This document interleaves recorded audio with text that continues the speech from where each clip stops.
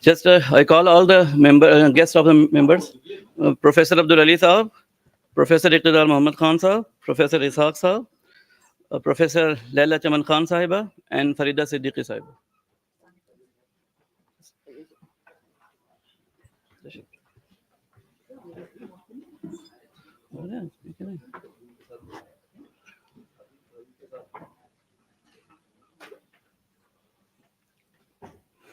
Assalamu alaikum wa rahmatullahi wa barakatuh.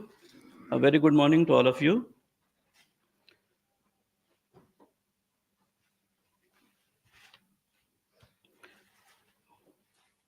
I would like to call Dr. Muhammad Salahuddin to recite a few verses from the Quran. Dr. Salahuddin.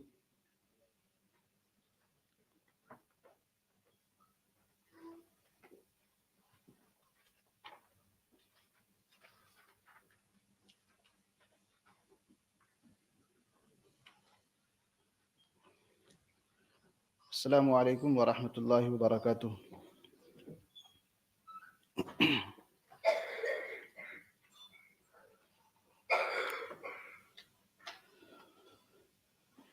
أعوذ بالله من الشيطان الرجيم. بسم الله الرحمن الرحيم. ومن آياته خلق السماوات والأرض واختلاف ألسنتكم وألوانكم إن في ذلك لآيات للعالمين. ومن آياته منامكم بالليل والنهار وابتغاؤكم من فضله إن في ذلك لآيات لقوم يسمعون. ومن آياته يريكم البرق خوفا وطمعا وينزل من السماء ماء فيحيي به الأرض بعد موتها إن في ذلك لآيات لقوم يعقلون. ومن آياته أن تقوم السماء والأرض بأمره ثم إذا دعاكم دعوة من الأرض إذا أنتم تخرجون وله من في السماوات والأرض كل له قانتون. صدق الله العظيم. معزز سامعین کرام، میں نے ابھی آپ حضرات کے سامنے سورہ روم کی آیت نمبر 22 سے 26 تک کی تلاوت کی ہے، جس میں اللہ تبارک و تعالیٰ فرماتے ہیں، اور آسمانوں اور زمین کا پیدا کرنا اور تمہاری زبانوں اور رنگوں کا الگ الگ ہونا بھی اسی کی نشانیوں میں سے ہے، یقیناً اس میں سمجھدار لوگوں کے لیے دلیلیں ہیں۔ اسی کی نشانیوں میں سے تمہارا رات اور دن کو سونا اور اللہ کی دی ہوئی روزی کو تلاش کرنا ہے، یقیناً اس میں ان لوگوں کے لیے نشانیاں ہیں جو قبولیت کے جذبے سے سنا کرتے ہیں۔ نیز اسی کی نشانیوں میں سے یہ بات بھی ہے کہ اللہ تعالیٰ تم کو بجلی دکھاتے ہیں جس سے ڈر بھی ہوتا ہے اور امید بھی پیدا ہوتی ہے، اور اللہ ہی آسمان سے پانی برساتے ہیں، پھر زمین کے خشک ہو جانے کے بعد پانی کے ذریعے اس کو تر و تازگی عطا فرماتے ہیں۔ یقیناً اس میں ان لوگوں کے لیے نشانیاں ہیں جو عقل سے کام لیتے ہیں۔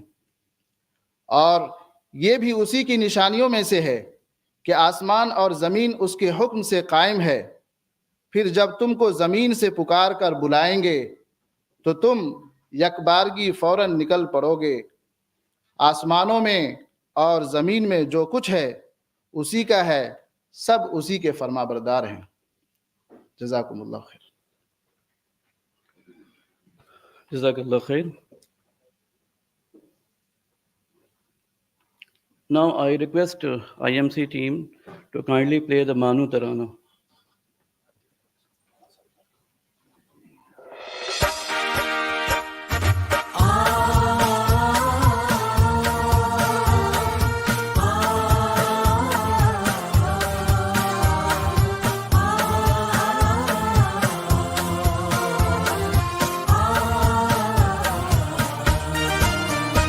یہ باب شہر علم ہے اردو زبان کا، یہ باب شہر علم ہے اردو زبان کا۔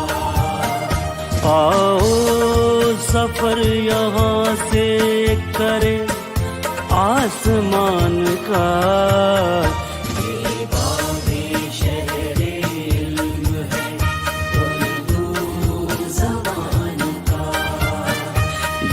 باب شہر علم ہے اردو زبان کا۔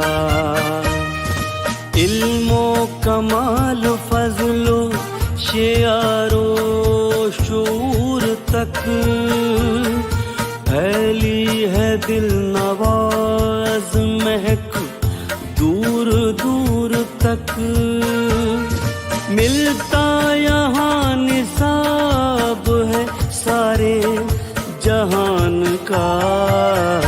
یہ باب شہر علم ہے اردو زبان کا، یہ باب شہر علم ہے اردو زبان کا۔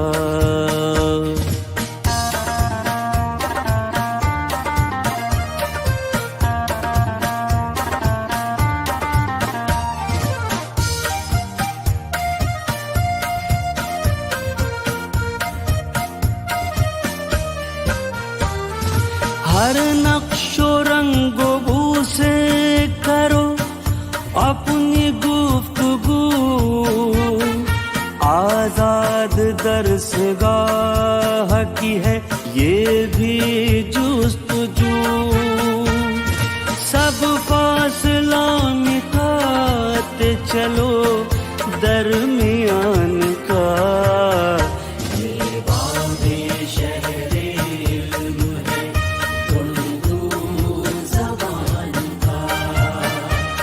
یہ باب شہر علم ہے اردو زبان کا۔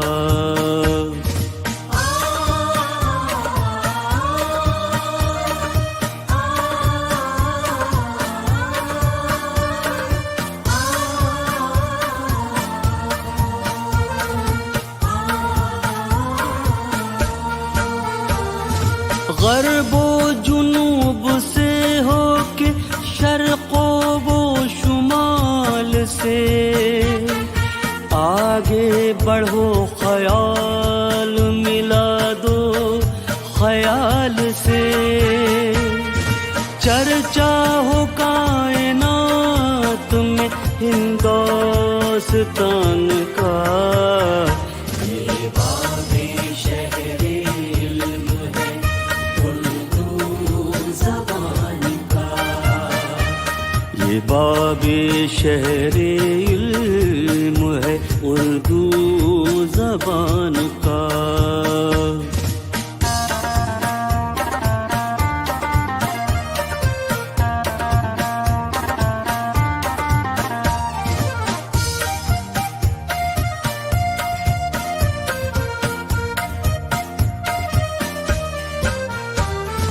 فصل صدا بہار سے بستی بسی رہے، مل کر دعا کرو کہ یہ کھیتی ہری رہے، साया रहे सरों पे किसी साहिबान का।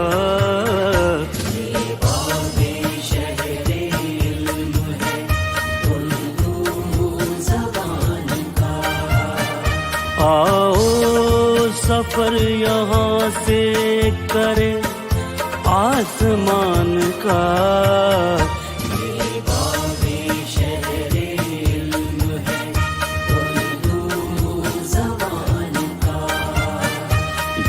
बाबे शहरे इल्म है उर्दू ज़बान का।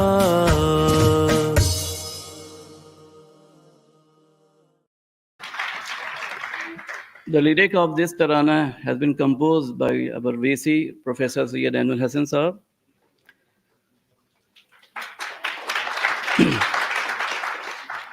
Ladies and gentlemen, it is with great pleasure and honor that I welcome you all to the inaugural session of this international conference, Islamic Studies in the Modern and Postmodern Era, an assessment of the contribution of Indian and Iranian scholars.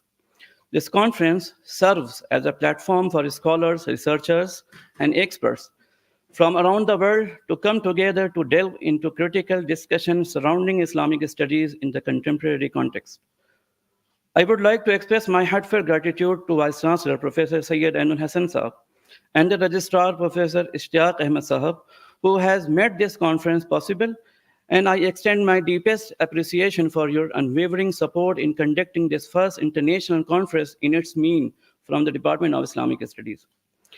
I welcome all the deans, HODs, teaching faculties, participants, research scholars, and students of different subjects and courses to this inaugural session. Thank you once again for your presence and participation. May this conference be a fruitful and enriching experience for us all. Now, we are looking forward to facilitate our guest, and I would like to call upon Mr. Muhammad Irfan and his team to bring the presentation, and I request Professor Syed Ainul Hasan Sahab to please give the mementos to Professor Abdul Ali. Lekar aaye.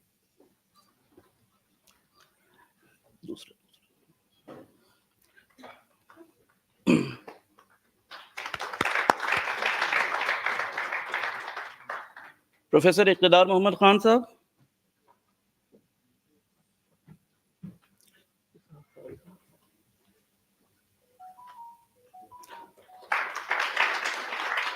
To Professor Muhammad Ishaq Sahab.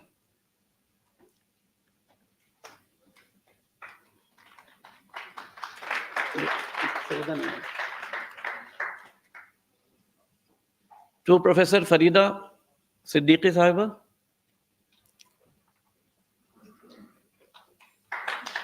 And Laila Ma'am.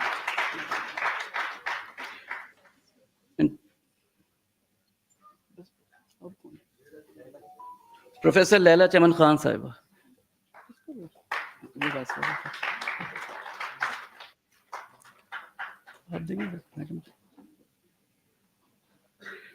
I request Professor Muhammad Habib Sahab to please come on the stage and give the presentation to Vice Chancellor Sahab.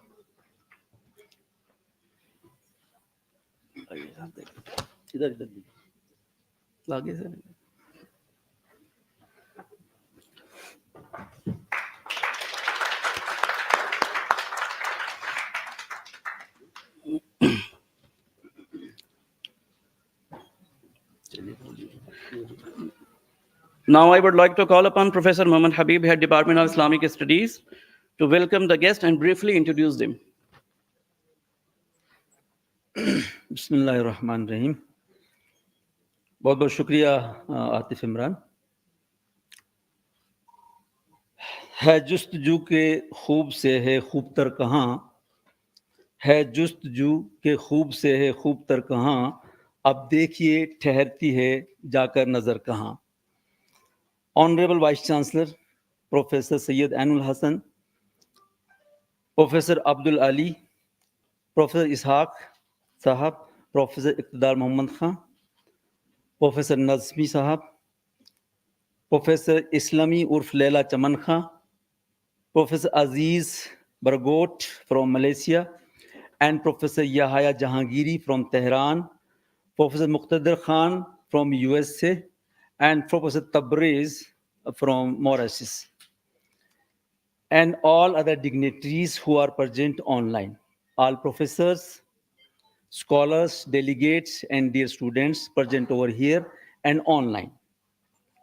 It is a matter of pride to the department and the university that a galaxy of the scholars present over here to discuss the very important theme, Islamic studies in the modern and postmodern era, an assessment of the contribution of Indian and Iranian scholars.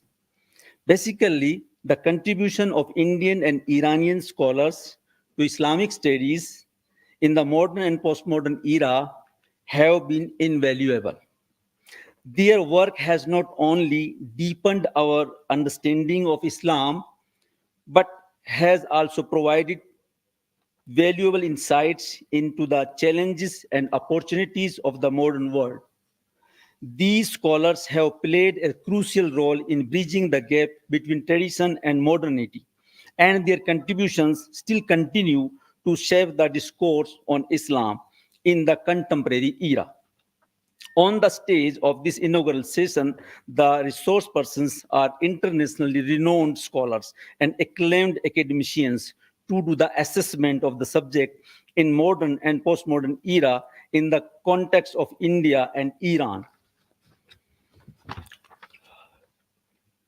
Professor Anul Hassan, the Vice Chancellor himself, is a great scholar of languages and humanities. The today's theme is also his brainchild in consultation with the department. He has keen interest in understanding Islam. Whenever I discuss with him, he always repeats the sentence, Habib Sahab, Islamic studies is a subject which connect and relate itself with all kinds of the studies in the world. He always encouraged to comparative studies with Islam.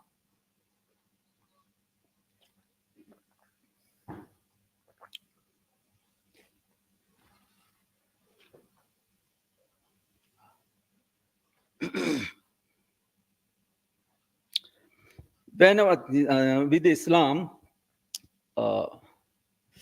Professor Abdul Ali, today's keynote speaker, is a teacher of teachers, Ustazul Asatija. He had taught my teachers also. It is a good chance of a beautiful combination. Haseen Imtizaj on the stage. 3 generations of Islamic studies are present over here.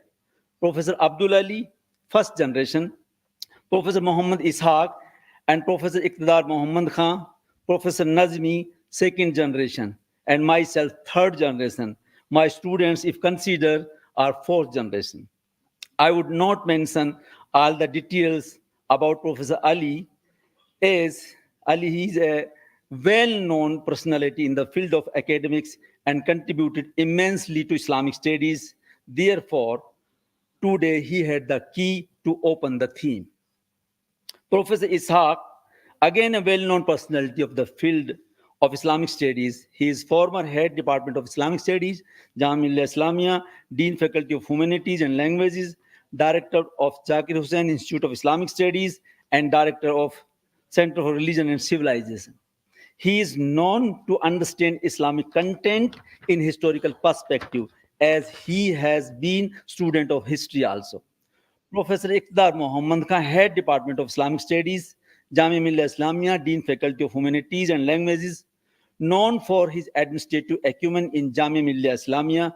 However, his work on Islamic movements widely acknowledged.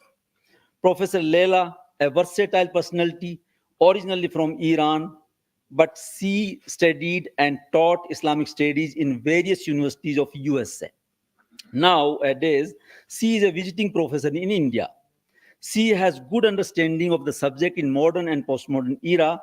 Professor Abdul Aziz Bargot, Director, International Institute of Islamic Thoughts and Civilization, Malaysia, a renowned scholar of postmodern era. Professor Jahangiri Yahya, Head Department of Islamic Studies of Tehran. His research is also based on understanding of Islamic thoughts in modern and postmodern era. Professor Muqtadir Khan, professor in University of Delaware, fellow of Ibn Khaldun Institute, Washington, D.C. Professor Farida Siddiqui, Head Department of Economics and Dean Faculty of Social Sciences, MANUU, is an excellent academician as well as able administrator. She always suggests that let the subject of Islamic studies to be grow in combination and parallel with other disciplines of social sciences. It is my privilege to welcome you all in this inaugural session with one request that we would spare maximum time to listen the keynote speaker and presidential address. The other dignitaries requested to share their ideas in very brief manner, as they all have to preside in technical sessions in which we would listen them in details. To the information of the participants other than MANUU, nationally and internationally, the Department of Islamic Studies is a premier department of the university. It has good faculty and it is teaching Islamic studies and major world religions in all UG programs of the university besides MA and PhD courses.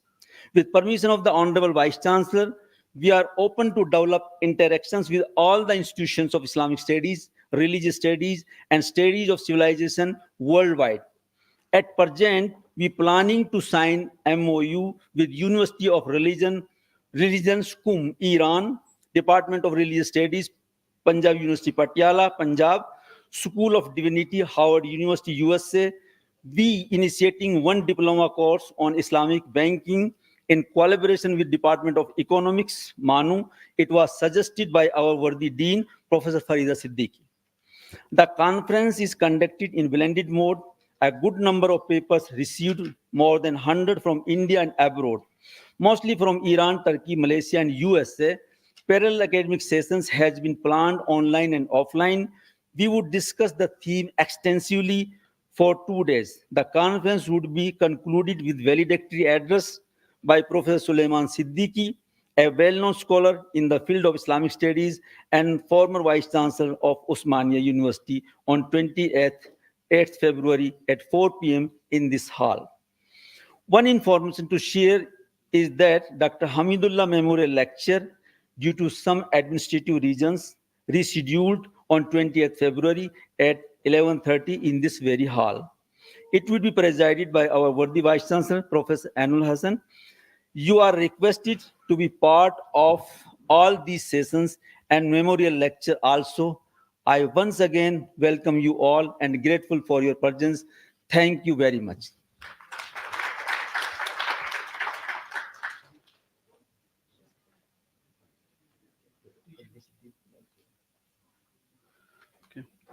Okay, I would like to call upon Professor Farida Siddiqui Sahiba to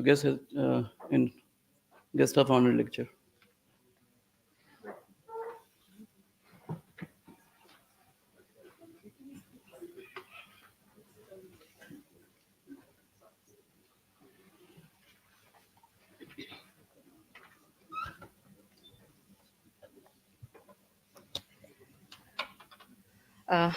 At the outset, as the Dean School of Arts and Social Sciences, I'm very honored to welcome the dignitaries on the dais, the Honorable Vice Chancellor of our university, Professor Anul Hassan Sahab, Professor Muhammad Ishaq, former Dean Faculty of Humanities and Languages, Professor Leila Chaman Khan, visiting Professor USA, Professor Iqtidar Muhammad Khan, who used to be who is my contemporary in Jamia, Professor Yahya Jahangiri from University of Qom, Iran, Professor Bargot from Malaysia, Professor Muqtadir Khan from University of Delaware, USA, Professor Abdul Ali from AMU Aligarh, Professor Muhammad Habib, Head Department of Islamic Studies, Professor Muhammad Fahim Akhtar, Professor from Islamic Studies, and heads and deans from various schools and departments, and the participants of the conference. I take this opportunity to extend very warm welcome to you all. Uh, the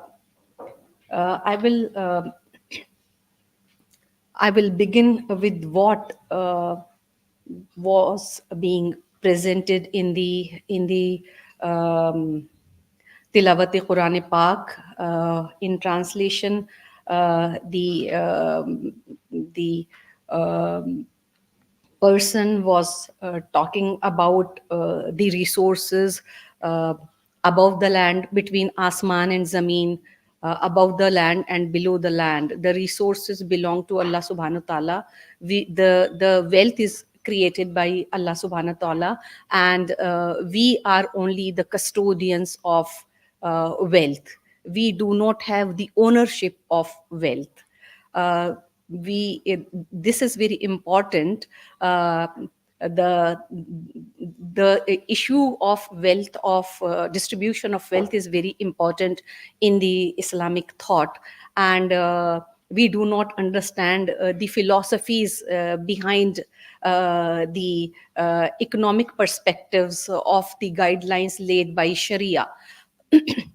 Since we are living in the age of globalization, certain things become very important to understand as to why these particular philosophies were promoted by Quran. That is why the understanding of Islamic studies from various dimensions is very important. As a student of economics, I try to understand things from economics point of view more. I would give an example, for instance, of riba. Riba is not allowed in Islam. But why riba is not allowed in Islam? That we do not talk about at all. Only the students in the Islamic Studies department might be discussing the philosophy behind that, but the students of economics are a different breed, and we are being trained in a different manner. But riba is not allowed in Islam because riba means money is producing money. And according to Islamic philosophy, money can't earn money. Money can earn money only when money is converted into a product. Money has to be transformed into a product, then only it can earn money.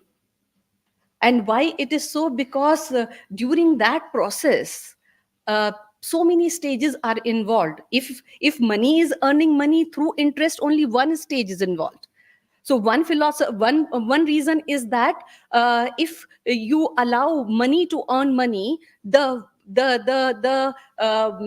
accumulation of wealth will take place. The society is going to be divided into haves and nots. One person will become rich and another person is going to be deprived. So one perspective of not allowing riba is to remove the income inequalities from the society. Another dimension of not allowing riba is that money cannot earn money. So when money is being transformed into a product or converted into a product, various stages are involved. Like if money is converted into, for instance, potato or tomato or a machine or anything else, that means you become the source of income to the farmer, because you are buying potato and you are selling the potato elsewhere. So you are transporting potato to the market. In that, the laborers are involved, the loaders are involved, the employment generation is involved. So if you are not allowing money to earn money, the society is going to be benefited in various ways. So instead of understanding the perspectives of Islam riba is not allowed, and that is something like that.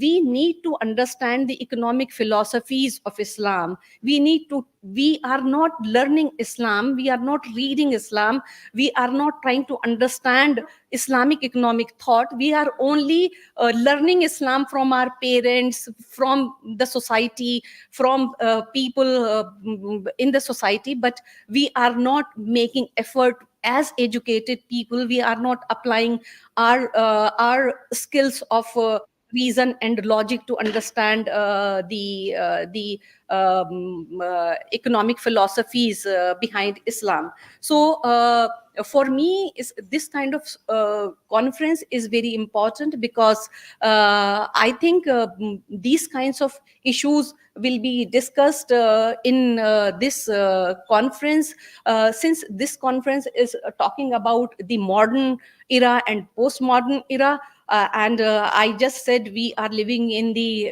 globalization world, where we have now started facing the consequences of globalization. So the world is being divided seriously into haves and have-nots. There are certain issues. That is why we have started bringing the concept of social safety nets. But these kinds of social safety nets were already there in Islamic philosophy. We already had zakah, we already had fitra, we already had sadaqah, we already had many things. We already had the ethical business practices which are not being followed by the followers of Islam. The issue is that we need to understand things from our history. During the 8th century to 15th century, the Islamic traders were very respected in Europe. There was very good trade relationship with Europe. And in Spain, in all these countries, the Arabian traders were very respected, because they were practicing trade based on the principles of honesty, fairness, accountability, and mudaraba and muraba based business, which is profit and risk sharing philosophy of Islam. So we need to understand all that economic dimension of various perspectives of Islam. I hope that in this conference we will have a lot of brainstorming sessions on various dimensions of Islamic thought and Islamic studies.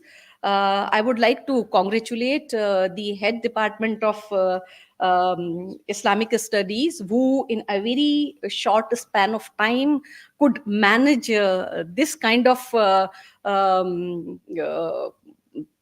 international conference. I would like to congratulate the department, the convener of the conference, the staff of the department, the students of the department for organizing this international conference. I wish you all the best. I think the deliberations in this conference would be very fruitful, and you will have a good stay in the university. Thank you very much. Thank you, ma'am. I would like to call upon Professor Muhammad Ishaq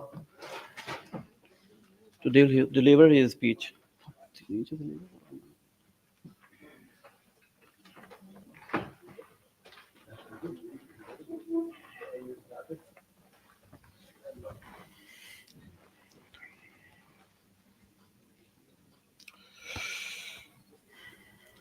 Alhamdulillahi Rabbil Alameen, wassalatu wassalamu ala Sayyidil Mursaleen.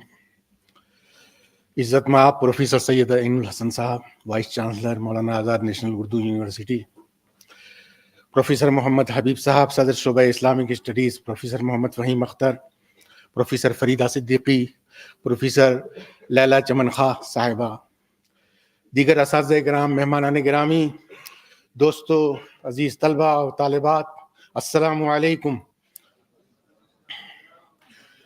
Hyderabad کی سرزمین پر جدید اور مابعد دور جدید میں Islamic studies, ہندوستانی اور ایرانی علماء و مفکرین کی خدمات کا جائزہ کے اہم عنوان پر اس دو روزہ انٹرنیشنل کانفرنس میں حاضری کا مجھے شرف بخشا، اس کے لیے میں خاص طور سے شیخ الجامعہ کا تہہ دل سے شکر گزار ہوں۔ یہ سرزمین اپنے اندر بڑی گہری تاریخ رکھتی ہے۔ دولت آصفیہ کے آخری دونوں تاجدار میر محبوب علی خاں، میر عثمان علی خاں کا خاص طور پر عہد دکن کی تاریخ میں بڑی اہمیت رکھتا ہے۔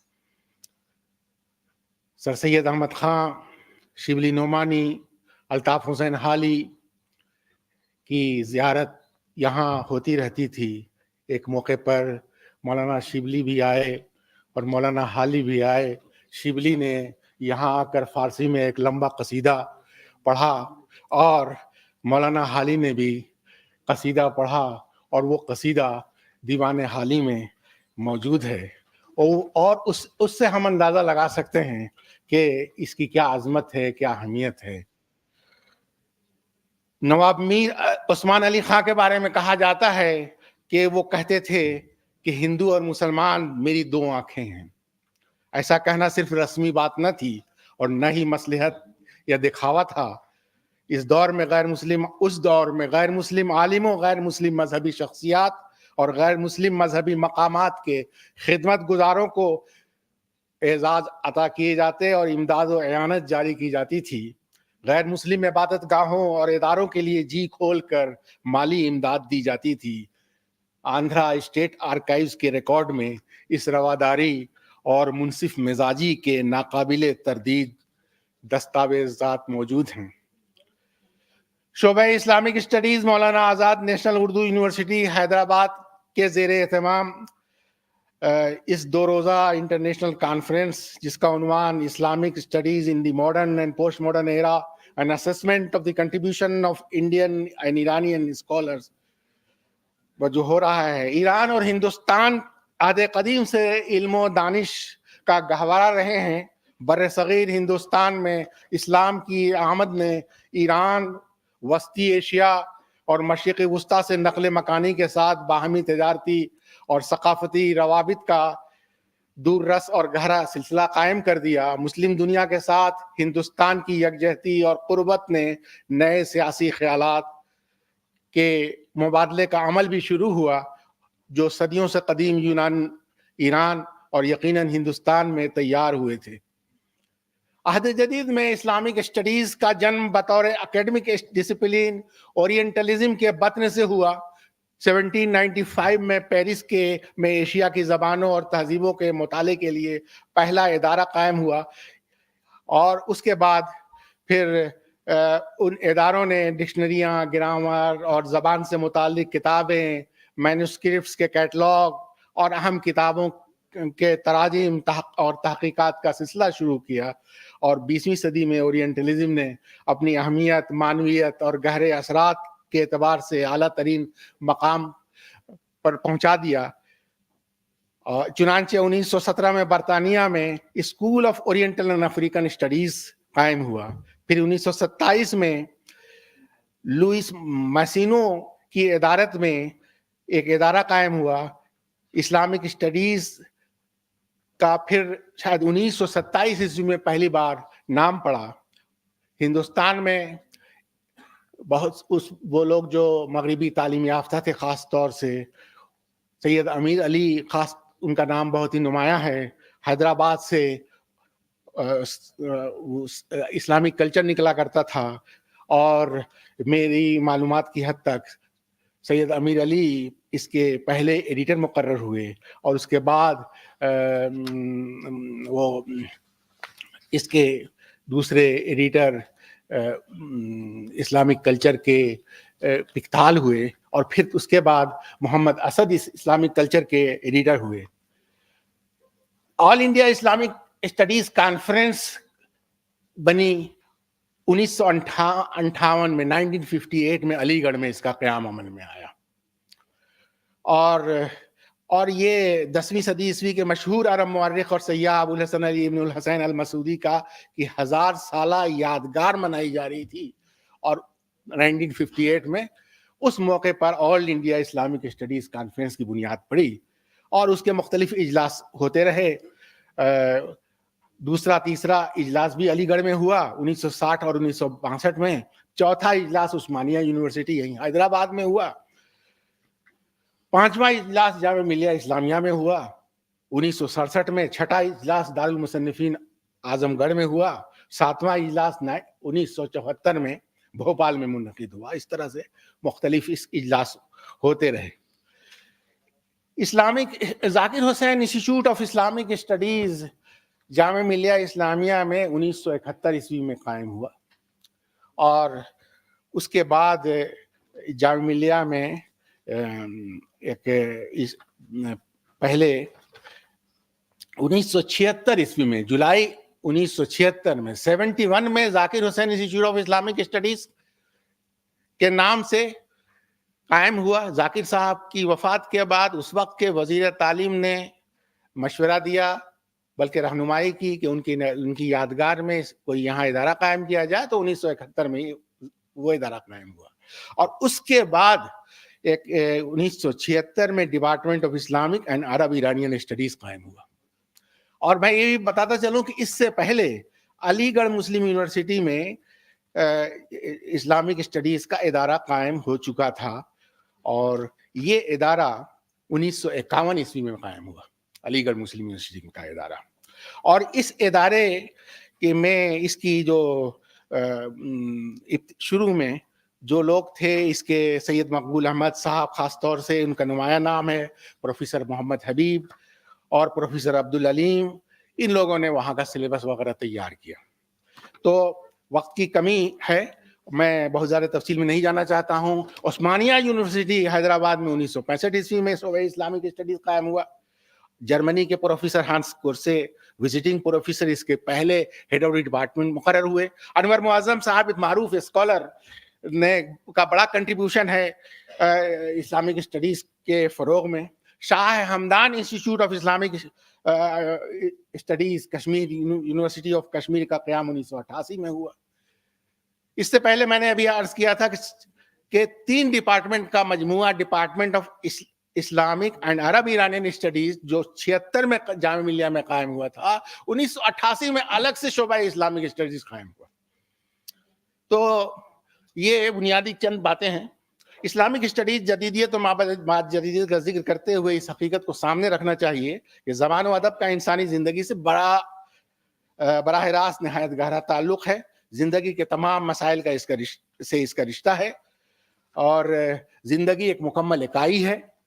اسے ادب, فلسفہ, سیاست وغیرہ کے خانوں میں تقسیم نہیں کیا جا سکتا. ادب زندگی کا آئینہ ہے بلکہ وہ کاروان حیات کا رہبر ہے. اسے محض زندگی کی ہمرکابی ہی نہیں کرنا ہے بلکہ اس کی رہنمائی بھی کرنا ہے. تو یہ موضوع بہت وسیع ہے اور اس پر ہم لوگ امید ہے کہ ابھی مختلف سیشنز میں گفتگو کریں گے.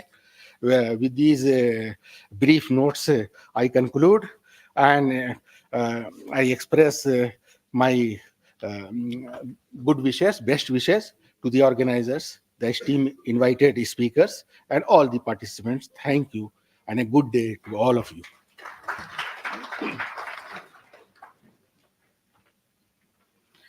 Thank you, sir. Now I would like to call upon Professor Laila Chaman Khan Sahiba to come and deliver his speech.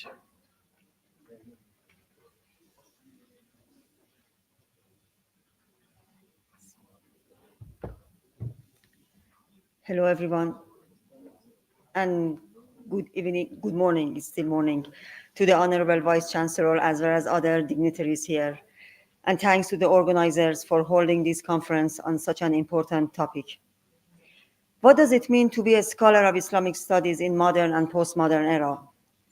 We live in the golden era of Islamic studies in every possible way, from the sources that are available to us to the methodology that we can adopt to perform research and to the huge bulk of literature that is produced by our predecessors and is being produced by our peers almost every day.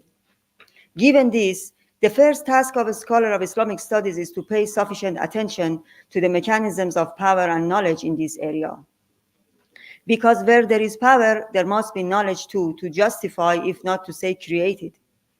Knowledge or knowledge of a distinctive category brings cultural and also political hegemony. And all this takes us to what Wael Hallaq, the renowned Palestinian-Canadian scholar, calls for, which is the rethinking of the foundations of modern project and the epistemology behind it. I add to this mythology as well, although it is not as easy to pinpoint it as it is easy to define and study epistemology, because it escapes from the critics of reason and is more perennial. I do agree with Michel Foucault when he emphasizes the binary of power and knowledge to signify that power is constituted through accepted forms of knowledge, scientific understanding, and truth. Foucault's methodology and the window he opens in front of us can give us a perspective to read and reread Islamic tradition, its elements and the dynamics of power in it, to see how Islamic knowledge has been created and how it has been at the service of political power intentionally, or if not, has been manipulated by power holders. Paying attention to the nexus of power and knowledge takes us to the question of liberation and freedom, and whether there is such a tradition in Islam, so it can be discussed by Islamic studies. Can we talk about, for instance, liberation Sufism, just like we talk about liberation theology in Catholic Church in South America, and read the history of Sufism from this perspective? This is my personal question too. Sufism in areas such as Northern Africa has been liberating. A good example is Abdul Qadir al-Jazairi, who deployed the Sufism of Ibn Arabi to venture his anti-colonial activities in Algeria.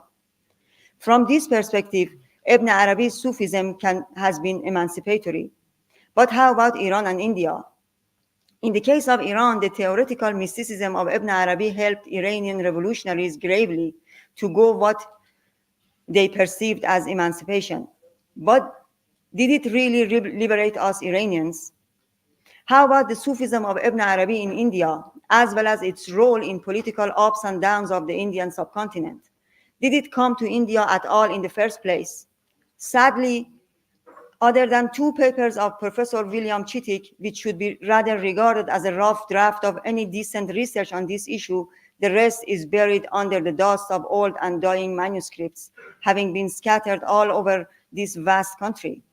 Regarding this, we still don't know how much the theoretical mysticism of Ibn Arabi has shaped Sufism in India, or if Indian Sufism is the continuation of Khorasan Sufism in Iran. However, and despite a huge bulk of writings on Iranian and Indian Sufism, the intellectual history of both kinds of Sufism is still missing. Going back to manuscripts, I myself have seen a valuable manuscript out of many others at the Punjabi Department of Language, Patiala, discussing Wahdat al-Wujud, which is a fundamental theme in Ibn Arabi's Sufism. Pertinent to this is the question of reading and interpreting manuscripts in a right way. One of the things a suitable methodology in Islamic studies must pay attention to is reading the intention of the author to see why a certain manuscript has been written and what it wants to convey. Also, do we need to just pay attention to manuscript as a text and read them in their interaction with the context, or there exists an agenda, a modern project behind them on which we should focus? A scholar of Islamic studies must pay attention to radical Islam as well, to see how it communicates with tradition regarding new questions. And here again, we have the question of the nexus between knowledge and power. Maybe political Islam is the most visible terrain for the representation of such a thing, which is modern power and dominant form of knowledge. Another issue can be the interaction between text and the context. And regarding this, one can safely ask how the other traditions such as Brahmanic teachings, Buddhism, Jainism have impacted the dynamism of power and knowledge in Indian Islam, which makes it so outstanding and distinctive. Women and Islamic studies is another important topic that I'm going to address very briefly. Is there anything else for us Muslim women than working on poetry and prose? And why this field, Islamic studies, is in both Iran and India, is so male-dominated? Answering these questions take us to the issue that I mentioned at the beginning of this talk, and it is the requirement of looking for the relationship between knowledge and power in Islamic studies. Because traditionally, fields such as fiqh, jurisprudence, kalam, or theology, and ethics or akhlaq have been monopolized by men. And it was only Sufism that dedicates a space to women. Regarding this, the number of female researchers who are inclined to study Sufism is incomparable with the number of women who show interest in working on fiqh, kalam, hadith, and akhlaq, because they are traditionally more male-dominated. To conclude, regarding the potentialities of Islamic studies in Iran and India both, on one hand, and their considerable common heritage, which spans many centuries since after medieval era onwards, on the other, Islamic studies is going to thrive in the generations to come. But what is the purpose of this brand new Islamic studies in Iran and India? Any reasonable answer to this question will inevitably discuss a different genre of intellectual inquiry in Islamic studies, different from what it is now, and that will be more ethical, humanitarian, and liberating, focusing on the self, ethicizing the self and the way the self cares about the mechanisms of power. Such an Islamic studies perceives the cosmos as an entity containing an underlying divine ethical order connected to the transcendental deity, which cannot be manipulated or abused by political powers. Thank you so much. And last but not least, I thank Professor Habib, a great friend of mine from last year. I really appreciate the invitation to the conference. Thank you.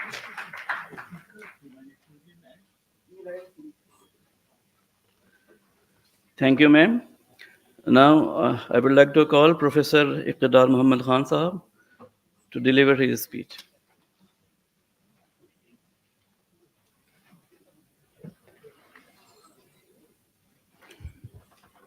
بسم اللہ الرحمن الرحیم. شیخ الجامعہ Maulana Azad national Urdu university, dean faculty of social sciences doctor Farida, head department of Islamic studies Habib sahib, former head Fahim صاحب، میرے دوست doctor Rafi اللہ صاحب، نجمی صاحب، اور علی گڑھ سے آئی ہوئی ڈاکٹر حمیرہ. میرے لیے یہ مسرت کا موقع ہے کہ آج اس سیمینار میں اتنی اہم شخصیات، خاص طور پہ استاد الاساتذہ پروفیسر عبدالعلی صاحب اور ہمارے شیخ الجامعہ کے ساتھ اسٹیج شیئر کیا جائے. خوشی اس بات کی بھی ہے کہ اس اہم موضوع پر حبیب صاحب نے سیمینار منعقد کیا ہے، انٹرنیشنل سیمینار منعقد کیا ہے. پہلے جب پروگرام ہمیں شام ملا تھا تو 10 منٹ بولنا تھا، لیکن جب حال میں آئے تو 5 منٹ. حبیب صاحب بھول گئے کہ پروفیسر جب شروع ہوتا ہے تو 3 منٹ تو اسے گرم ہونے میں لگتے ہیں. تو مجھے لگا کہ ان کی بار بار ریکویسٹ کرنے کے باوجود اور عاطف کے بار بار کہنے کے بعد بھی ہمارا کوئی ساتھی ان کے کہنے پہ عمل نہیں کیا. میں کوشش کروں گا عمل کروں، لیکن امید مجھ سے بھی مت رکھیے گا. جو باتیں کہنی تھیں اسلامک اسٹڈیز کے حوالے سے، میرے خیال سے اس میں 2 اہم چیزیں ہیں. پہلی چیز تو ہمیں اسلامک اسٹڈیز کو سمجھنا چاہیے. کافی لوگ اس سے کنفیوز رہتے ہیں اسلامک اسٹڈیز اور اسلامیات کے حوالے سے. دوسرا تھا سوال کہ ہندوستان میں اسلامک اسٹڈیز اور عرب ورلڈ میں اسلامک اسٹڈیز، ویسٹ ورلڈ میں اسلامک اسٹڈیز کب انٹروڈیوس اس نام سے ہوئی اور کب اس کے دائرے کو وسیع کیا گیا، کب اس کے اندر کون کون سے مضامین شامل کر لیے گئے.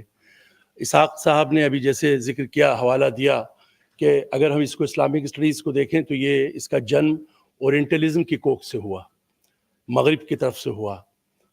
اور پھر اس کے بعد ہم دیکھتے ہیں کہ غالباً 1950 کے آس پاس عرب ورلڈ میں بھی آیا، جس میں ہم دیکھتے ہیں کہ ترکی کے اندر خاص طور پہ استنبول یونیورسٹی اور انقرہ یونیورسٹی نے اس ٹائٹل کے نام سے سبجیکٹ ایک ڈپارٹمنٹ اور پوری فیکلٹی شروع کی. ابھی گزشتہ سال 70 سالہ ان کے جشن میں انقرہ یونیورسٹی کے اسلامک اسٹڈیز میں اتفاق سے مجھے بھی حاضری کا موقع ملا تھا. الیگزینڈریا میں، مصر کے اندر، چونکہ مصر ہی اسلامی تہذیب اور وراثت، تعلیم، مسلمانوں کے علمی ڈیولپمنٹ اور یورپ کے درمیان ایک بڑی لنک ہے. اگر ہم تاریخ کے حوالے سے جائیں تو مملوک دور مسلمانوں میں وہ پیریڈ گزرا ہے ایجپٹ کا اور افریقہ کا کہ جس کے ذریعے سے اندلس یعنی اس وقت کے اسپین اور پھر اسپین کے ذریعے سے فرانس وہاں سے قریب تھا, جدید تعلیم وہاں پہنچی. مسلمانوں نے ہی دنیا کو بتایا کہ گردش خون کی گردش کا کیا قانون ہے, جسم کے اندر دنیا کیسی ہے, ہارٹ کیسے سرجری کی جاتی ہے, ساری چیزیں. تو یورپ کے اندر جو آج جدیدیت کے حوالے سے ہم فخر کے ساتھ کہتے ہیں مغربی تعلیم اور مغربی علوم, وہ سب ایشیا کا ہی اور خاص طور پہ مسلمان اور مملوک دور کا ہی یہاں سے ٹرانسفر ہوا ہے. یقیناً جب کوئی بڑی چیز کسی کو ملتی ہے تو وہ اس کے بارے میں نہ صرف سبجیکٹ کے بارے میں مطالعہ کرتا ہے, اس سبجیکٹ کے لانے والوں کے بارے میں بھی مطالعہ کیا جاتا ہے, وہاں کے آب و ہوا کے بارے میں بھی مطالعہ کیا جاتا ہے.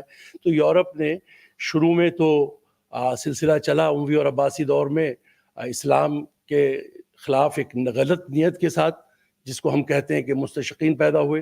لیکن جب تیل پیدا ہو گیا عرب ریجن میں تو اب ان کی مجبوری تھی کہ عربوں سے تعلقات اچھے کیے جائیں. لہٰذا اب کچھ ایسے اسکالر بھی پیدا ہوئے جن کے ہاں بغض یا کسی طرح کی دشمنی نہیں تھی, بلکہ وہ سمجھنا چاہتے تھے عربوں کو اور عربوں کی زندگی کو اور عربوں کے کلچر کو. لہٰذا اس نسبت سے ہم جانتے ہیں اورینٹلزم شروع ہوا اور اسی کی کوکھ سے یہاں اسلامک اسٹڈیز کا بھی ہمیں جنم ملتا ہے, جو بعد میں ٹائٹل کے طور پر اسلامک اسٹڈیز. اسلامک اسٹڈیز کی مختلف ڈیفینیشنز ہیں. Professor Mujeeb well known historian ہیں, ان کی بھی ڈیفینیشن ہے, کچھ ویسٹرن اسکالرس کی بھی جسے ہیں. بہت لمبی ایک فہرست ہے اگر اسلامک اسٹڈیز کی ہم ڈیفینیشن کے بارے میں بات کریں. لیکن میں جو طالب علم کی حیثیت سے ابھی تک میری سمجھ میں آیا ہے کہ Islamic studies a history of the Muslim civilisation and culture. دنیا میں جہاں بھی مسلمان ہیں ان سے متعلق جو بھی ایشوز ہیں, چاہے ابھی جیسے فریدہ صاحبہ نے اشارہ دیا اکنامیکل بیک گراؤنڈ کا, پولیٹیکل ہو, سوشل ہو, سائنس کے حوالے سے ہو, زمین کے نیچے کی بات ہو, زمین سے اوپر کی بات ہو, ہر وہ ایشو جس سے مسلمانوں کا تعلق, اور چونکہ مسلمان بھی انسان ہے تو ہم یہ کہہ سکتے ہیں انسانوں سے متعلق جو بھی ایشوز ہیں وہ اس سبجیکٹ کے اندر کور ہوتے ہیں. اب یورپ نے شروع میں اپنی آسانی کے لیے اس کو ایریا اسٹڈیز کے نام سے انٹروڈیوس کیا. ہم central Asian studies, south east Asian studies, Arab culture, west Asian studies کے نام سے انٹروڈیوس کیا. لیکن یہ سب کے سب اگر ہیں تو کسی ایک تھیلے کے اندر کے سامان ہیں, اور وہ تھیلا ہے اسلامک اسٹڈیز, جس کے اندر تمام چیزیں شامل ہو جاتی ہیں. میں یہاں مختصر سی بات کروں ہندوستان میں اسلامک اسٹڈیز. اسحاق بھائی نے میں 1950 سے بات شروع کی. میرے علم کی حد تک اسلامک اسٹڈیز کا لفظ سب سے پہلی بار 1918 میں ایشیاٹک سوسائٹی کیلکٹا میں استعمال ہوا تھا اسلامک اسٹڈیز کے حوالے سے. علی گڑھ میں 1920 میں جب یونیورسٹی کریکٹروں سے ملا تو ڈے ون سے ہی وہاں اسلامک اسٹڈیز سلیبس کا حصہ تھا, وہ کہ ڈپارٹمنٹ تھوڑا بعد میں بنا. جامعہ ملیہ, چونکہ میرا تعلق بہرحال علی گڑھ اور جامعہ ملیہ سے ہے اور زندگی کا ایک لمبا عرصہ جامعہ سے گزر رہا ہے, تو جامعہ ملیہ اسلامیہ کے اندر اس کے قیام کے پہلے دن سے 1920 سے ہی اسلامک اسٹڈیز تو ہم نہیں کہہ سکتے, لیکن اس کو اسلامیات کے نام سے وہاں سلیبس میں شامل تھا. اور اس میں کافی اہم نام مولانا اسلم جہراج پوری ہیں, مولانا عبدالحی فاروقی ہیں, یا اس طرح کے اور بھی بڑے نام, عبدالسلام قدوائی ہیں, تو کافی بڑے بڑے نام ہیں, عبید اللہ سندھی ہیں.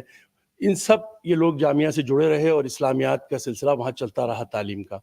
لیکن پھر جیسے ہم نے کہا کہ اسلامک اسٹڈیز جو اس کا ایک بڑا وائڈ سرکل ہے, بہت بڑا کینوس ہے, اس نسبت سے اگر دیکھیں تو 1976 میں جس کا حوالہ اسحاق بھائی نے دیا, انہوں نے حوالہ دیا اور میں اتفاق سے اسی ڈپارٹمنٹ میں اسی زمانے کا پاس آؤٹ ہوں. عرب ایرانین اینڈ اسلامک اسٹڈیز کے نام سے ایک ڈپارٹمنٹ کھلا جس میں عربی, فارسی اور اسلامک اسٹڈیز. تو اسی ڈپارٹمنٹ سے 1986 میں نے بھی ایم اے کیا تھا, اور 88 میں پھر یہ ایک فل فلیج جب سینٹرل یونیورسٹی جامعہ ملیہ بنی تو 88 میں سینٹرل یونیورسٹی بننے کے بعد یہ بائیفرکیٹ ہوئے ڈپارٹمنٹ, اسلامک اسٹڈیز ڈپارٹمنٹ کی اپنی ایک الگ پہچان بنی.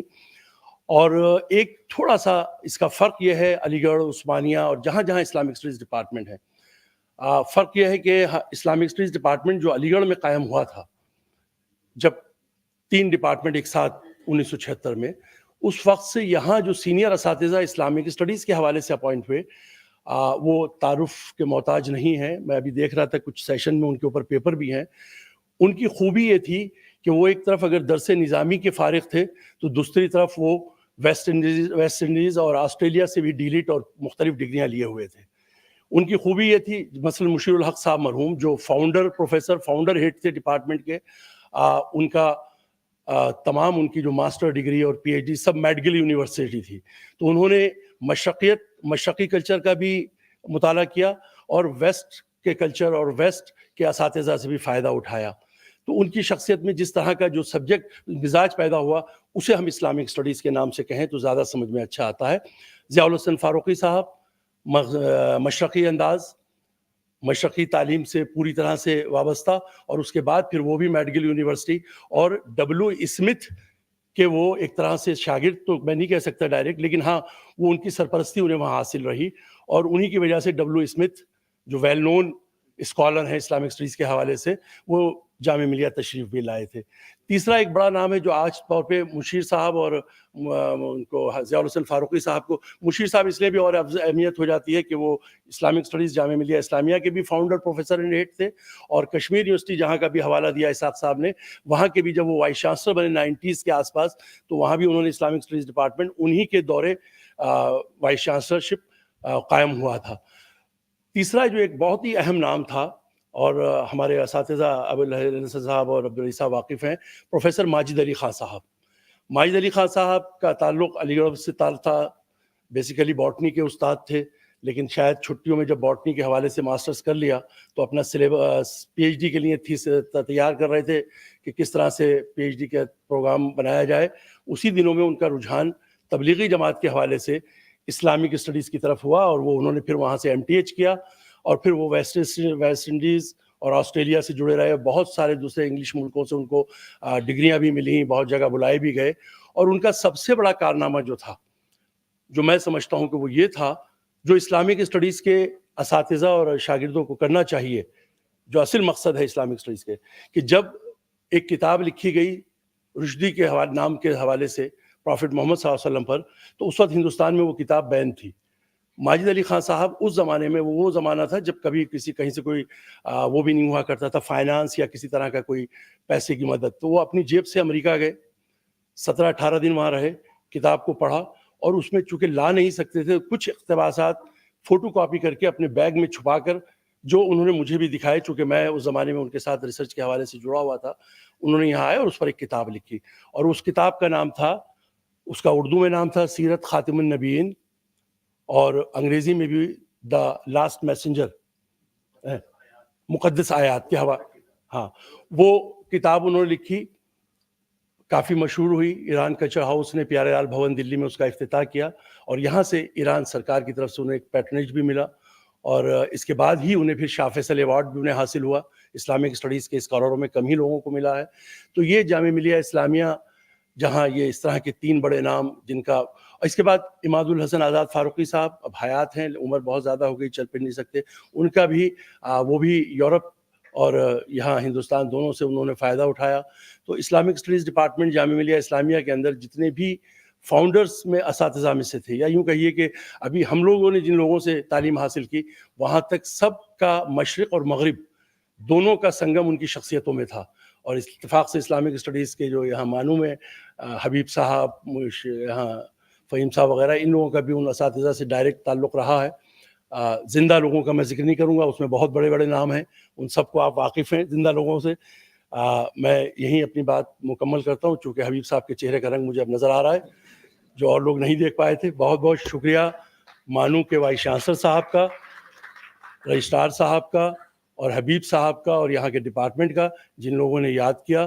اور اللہ تعالیٰ اس ڈپارٹمنٹ کو اور ترقی دے, اور اسی طرح کے نئے موضوعات پر, اسی طرح کے ذہن کو کھولنے والے سیمینار انٹرنیشنل یہ لوگ کرتے رہیں, اور ہم سب لوگ ان کے ساتھ اس کام میں شریک رہیں. بہت بہت شکریہ. جزاک اللہ خیر سر. اب جو ہے ایک وال میگزین کے رسم اجرا کا ہے, میں محمد عرفان کو دعوت دیتا ہوں کہ وہ لے کر آئیں, اور میں پروفیسر محمد فہیم اختر صاحب اور پروفیسر محمد حبیب صاحب سے درخواست کرتا ہوں کہ آپ اسٹیج پہ تشریف لائیں. یہ وال magazine department of Islamic studies کی طرف سے ہر 6 مہینے پہ نکالی جاتی ہے. پچھلے پروگرام میں ہم نے اس کا 12ویں اشاعت کا رسم اجرا کیا تھا, और वो एक बुकलेट फॉर्म में थी। ये 13वीं इशाअत है इसकी।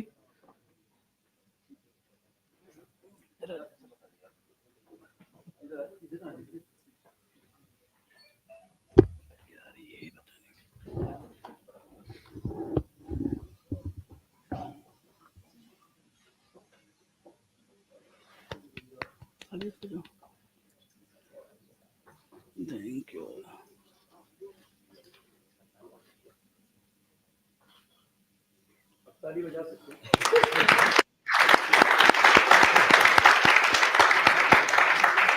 इसके बाद एक किताब का भी रस्मी इजरा होना है। ये किताब फातिमी अयूबी ममलूक और खिलाफत उस्मानिया एक तारीखी जायजा, इसके मुसन्निफ डॉक्टर सलमान खान साहब हैं। सर आज इधर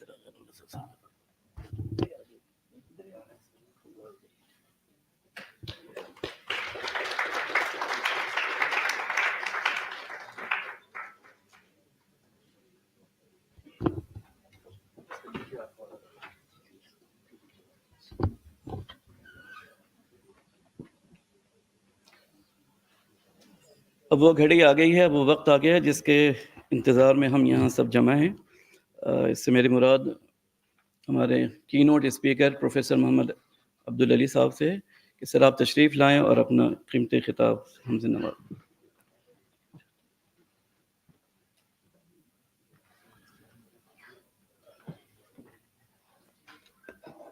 बिस्मिल्लाहिर्रहमानिर्रहीम वस्सलातु वस्सलामु अला रसूलिल करीम।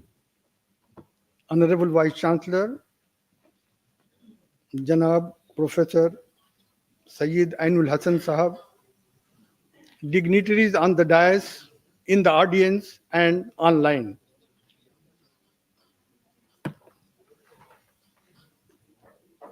Previous speeches, they have facilitated my task to present my keynote address because many points they have already been discussed. And there was a lot of talk about the importance and genesis of Islamic studies. From that point of view, I would like to say that Islamic studies is a very important subject in the sense that if you want to get an idea of the history of civilization as such, then our knowledge of Islamic studies will facilitate a great deal. Because in my opinion, Islamic studies started, the West was totally ignorant of Islamic civilization for about 500 years. From 7th to 13th century, it was totally ignorant of what is happening in the Muslim world. They did not know anything about that. They were not aware even of Greek culture and civilization, not aware. So when they developed an interest in the legacy of Islam, when they were ousted from Muslim world, when the Crusaders were ousted in the 13th century, they developed a keen interest in the legacy of Islam. So what happened? They went back to European countries and a translation movement was started. And that movement continued for about 200 years, from 13th to 14th centuries. All important Arabic books on science subjects, they were translated into Arabic. After doing that, they started universities. And they started universities that is based on, that was modeled on the educational institutions Muslims had founded. They not only that, they introduced Arabic as a compulsory subject in all the departments, Arabic and the Department of Islamic Studies, in all the universities they had established in Spain and Sicily. So that is, and the Arabic books that remained the textbooks in European university up to the 17th century. So this is the beginning of Islamic studies. And Islamic studies is a very important subject in the sense that if you want to get a true idea of the genesis and development of human civilization, not only Islamic civilization, civilization as such, our knowledge of Islamic studies will help a great deal. So because I have said, and see the topic I said that since the all important things have been said, I will just deal with a few basic points of primary interest related to the topic. So modern and postmodern are terms that were developed in the 20th century. The period extending from the mid-19th century until the 20th century is known in history as the modern period, which is identified with the progressive movement and industrial revolution. And what followed that, particularly after the Second World War, is known as the postmodern period, which came into existence as a reaction to modernism. And postmodernism is associated with, that is, skepticism, irony, and philosophical critiques on the concepts of universal truths, pluralism, and total intellectual freedom are the hallmarks of postmodernism. See, the circumstances and elements of modernism and postmodernism have been giving serious challenges to the Muslim world and its society. Serious challenges.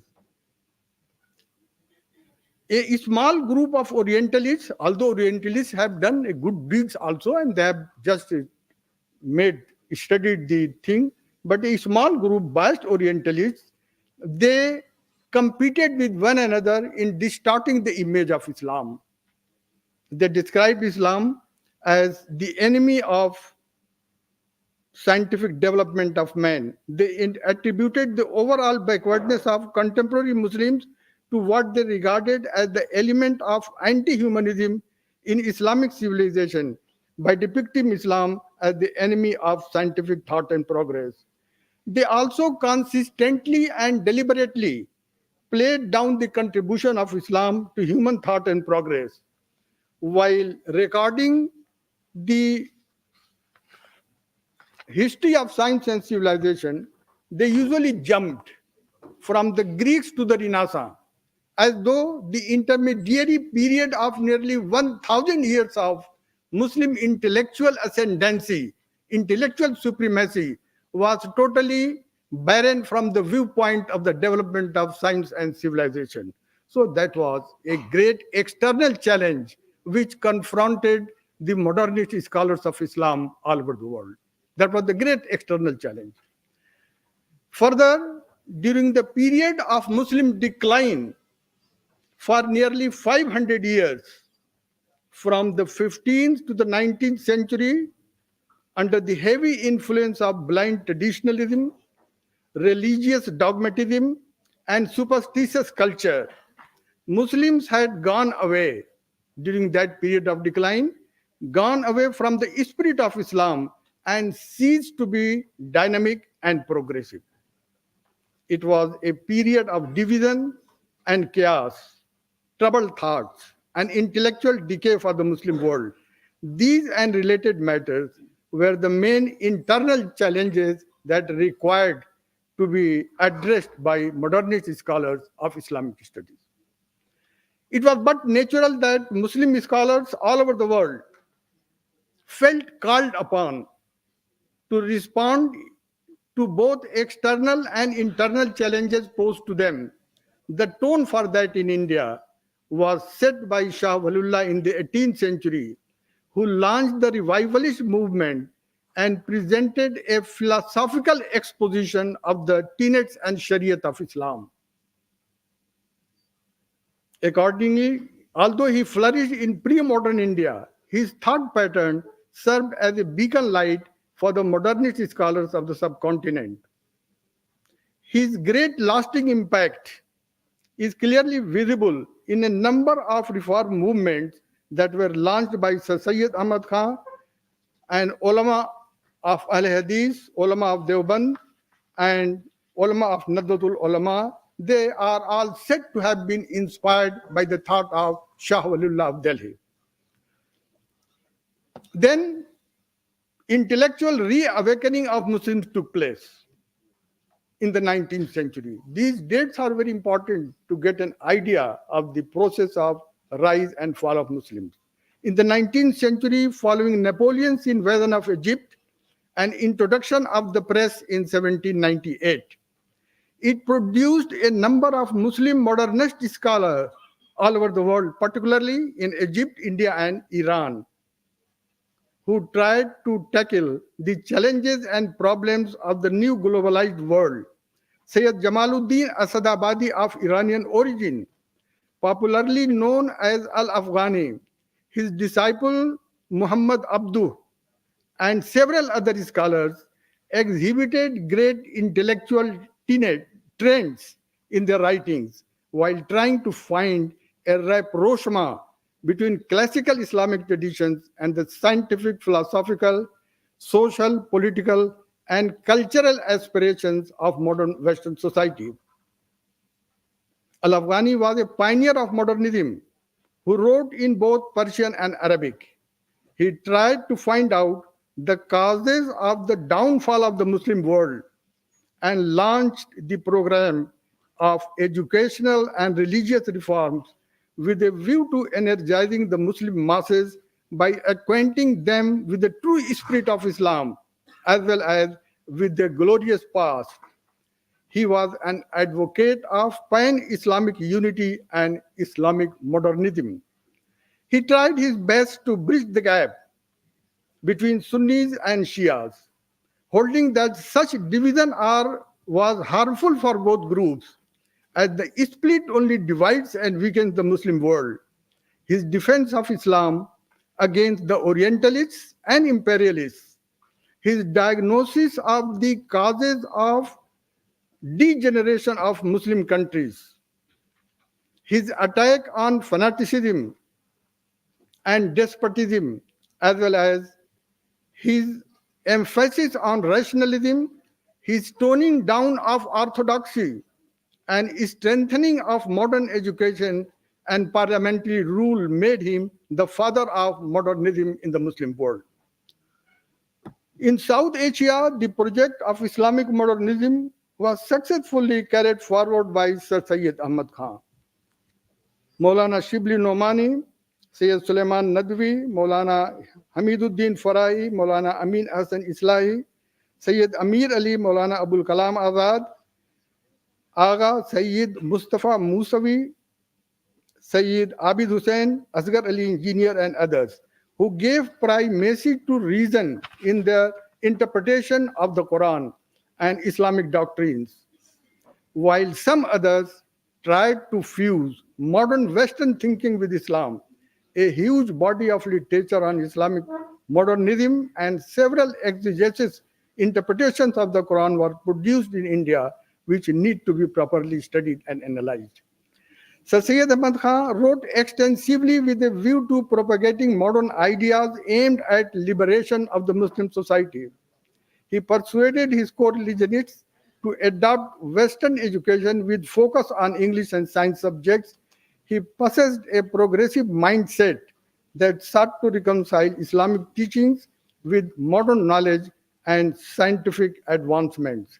He was a prolific author and wrote books on a number of subjects, including theology, philosophy, comparative religion, and Quranic exegesis from the modernist point of view. He wrote his Khutubat-e Ahmadiyya as a rejoinder to William Muir's polemical work titled Life of Muhammad, in which he dismissed all the accusations and charges framed by the Orientalists by giving convincing and scholarly answers. He was a great number of Quranic exegesis after Sir Syed were produced in India that improved a better understanding of the Quran in the modern context.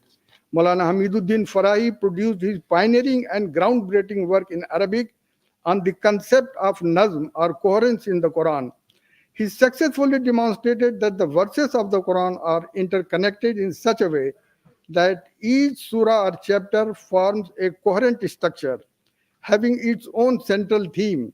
He could not complete his work, but it was carried forward by his disciple Maulana Amin Hassan Islahi, who wrote his Tadabbur-e-Quran in Urdu in 9 volumes based on the concept of thematic and structural coherence. Apparently, this book was written in response to the Orientalist charge that the Quran is a collection of different verses having no logical connection with each other, on the basis of which some of them even proposed that the Quran need to be rearranged in chronological order. But this book amply demonstrated that the Quran is not haphazardly arranged, but that its arrangement is not only divine but also quite rational. Next, Maulana Shibli Nomani and Sayyid Amir Ali played an important role in reasserting the spirit of genuine Islam in their writings. Shibli's Siratul Nabi was a monumental work on the life of the Prophet. Mahatma Gandhi was greatly impressed by the book. It is said that he learned Urdu language in order to study the first 2 volumes written by Maulana Shibli Nomani in Urdu itself. So he was very much impressed by that book and learned that and became quite at home with Urdu also.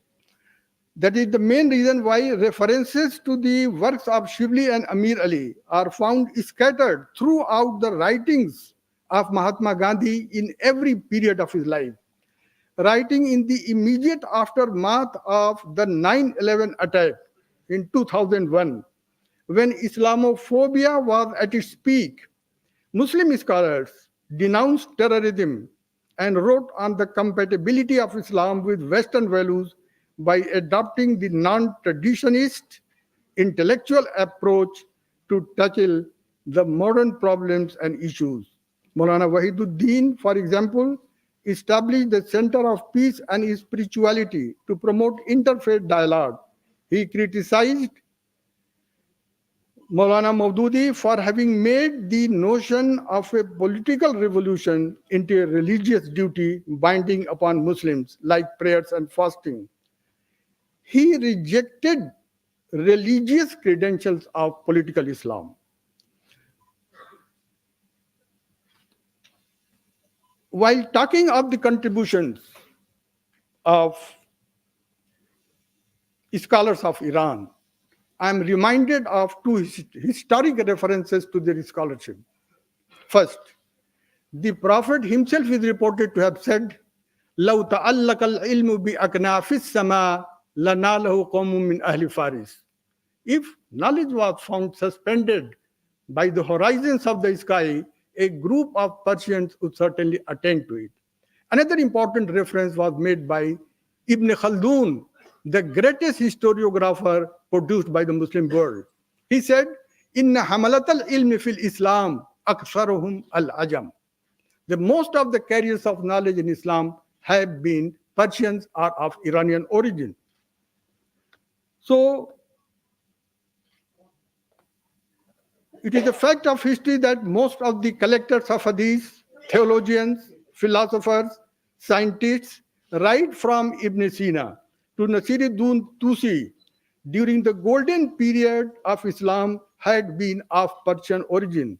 It would be no exaggeration to say that but for them, the golden age of Islam, which brought about the European Renaissance, might never have materialized. The above-mentioned Sayyid Jamaluddin Afghani brought about a revolution in the mindset of Muslim intellectuals of Iran in the modern era.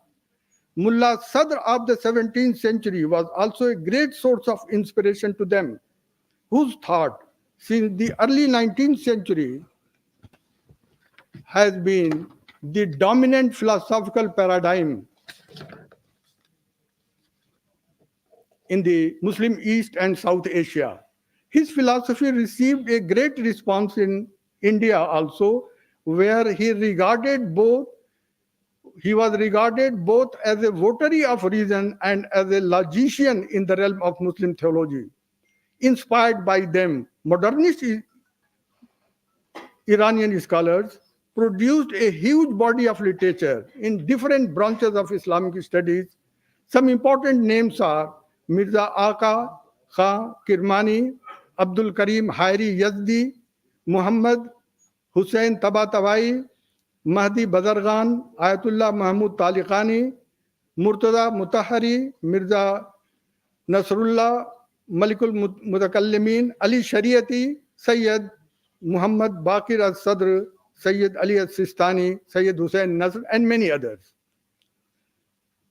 See, among the religious reformers and revolutionary greatly influenced by Al-Afghani, mention may be made of Sheikh Hadi Najmabadi, Allama Naimi, Sayyid Muhammad Talibani. Sheikh Hadi Najmabadi, a renowned mujtahid in Tehran, was the author of the book Tahrirul Uqala, in which his central focus was on reason, affirming monotheism and ethics. He also played an important role in the creation of the constitutional system of Iran. Ali Shariati was another distinguished modernist of Iran. He was a great revolutionary and sociologist who focused on the sociology of religion in his writings. He presented Islam as an ideal form of socialism.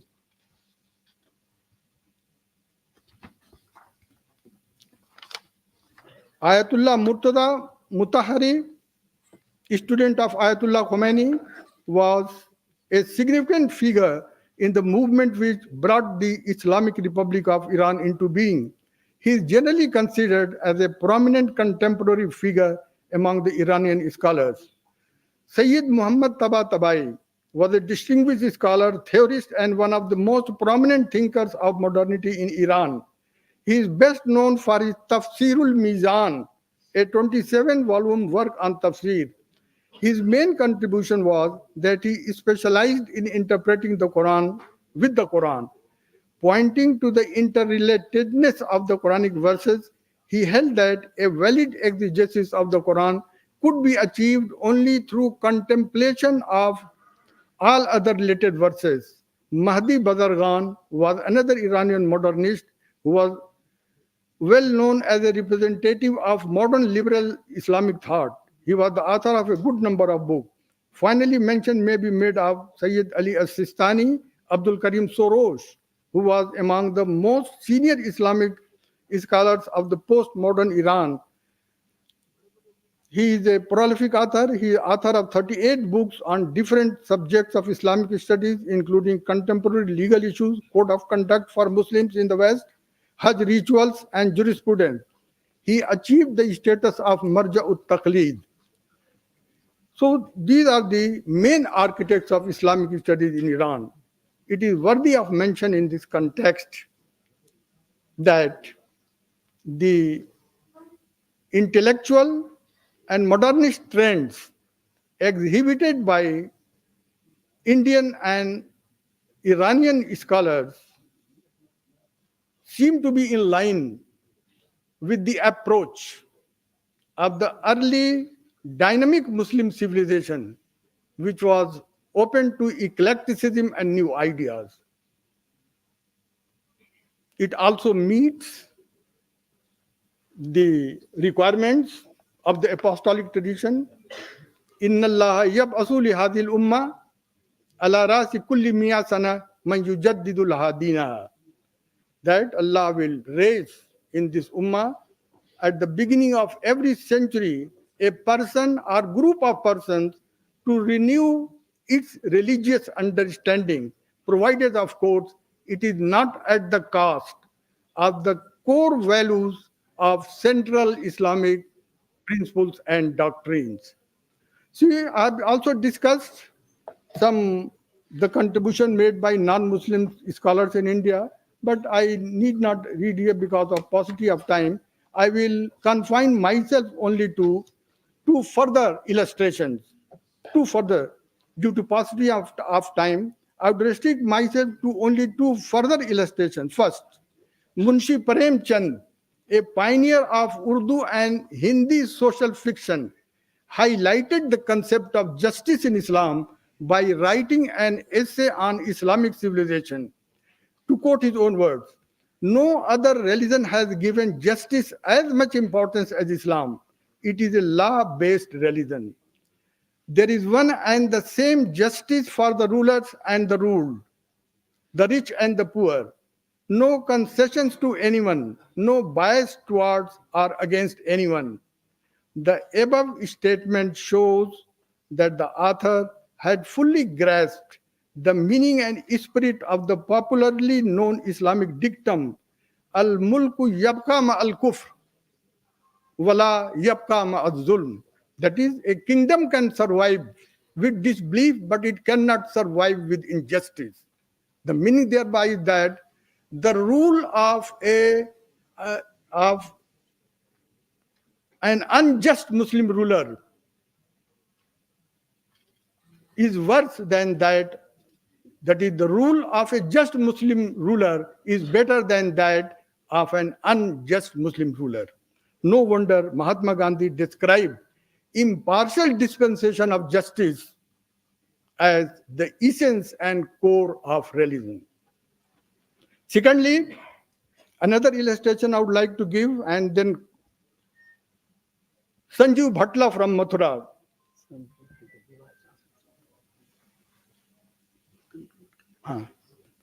A distinguished author on comparative religion has in his recently published book, Islam is Good, Muslims Should Follow It, elaborated the point that the ambience of secularism, freedom of faith and conscience, tolerance, social justice, non-violence, peaceful coexistence was laid down by the Prophet of Islam in his dealings with the followers of other religions. He further held that the Prophet's principles of peaceful coexistence form the bedrock of Islam as envisioned by the Quran and implemented by him in his life. So I am thankful that I hope that the scholars participating in it will exchange their views objectively. It is also expected that while making critical objective assessment of the contributions made by the scholars of India and Iran, the scholars will further enlighten on the role which Islam can play in promoting peaceful coexistence not only in India and Iran, but also across the rest of the pluralistic world. Thank you very much for the patient hearing you have so kindly accorded to me. Thank you, sir. We have our online guest speakers, but due to the paucity of time, we will listen him in the session later on. We are moving toward our concluding the sessions, and I would like to call Professor Sayyid Ainul Hasan Sahab to give his presidential remark.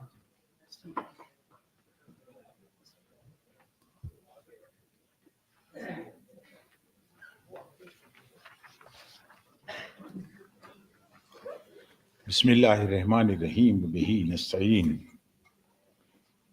Our friends, a galaxy of scholars, distinguished professors are around us, girls and boys. This is the best opportunity to learn something, a very insightful speeches we heard. And furthermore, it will continue.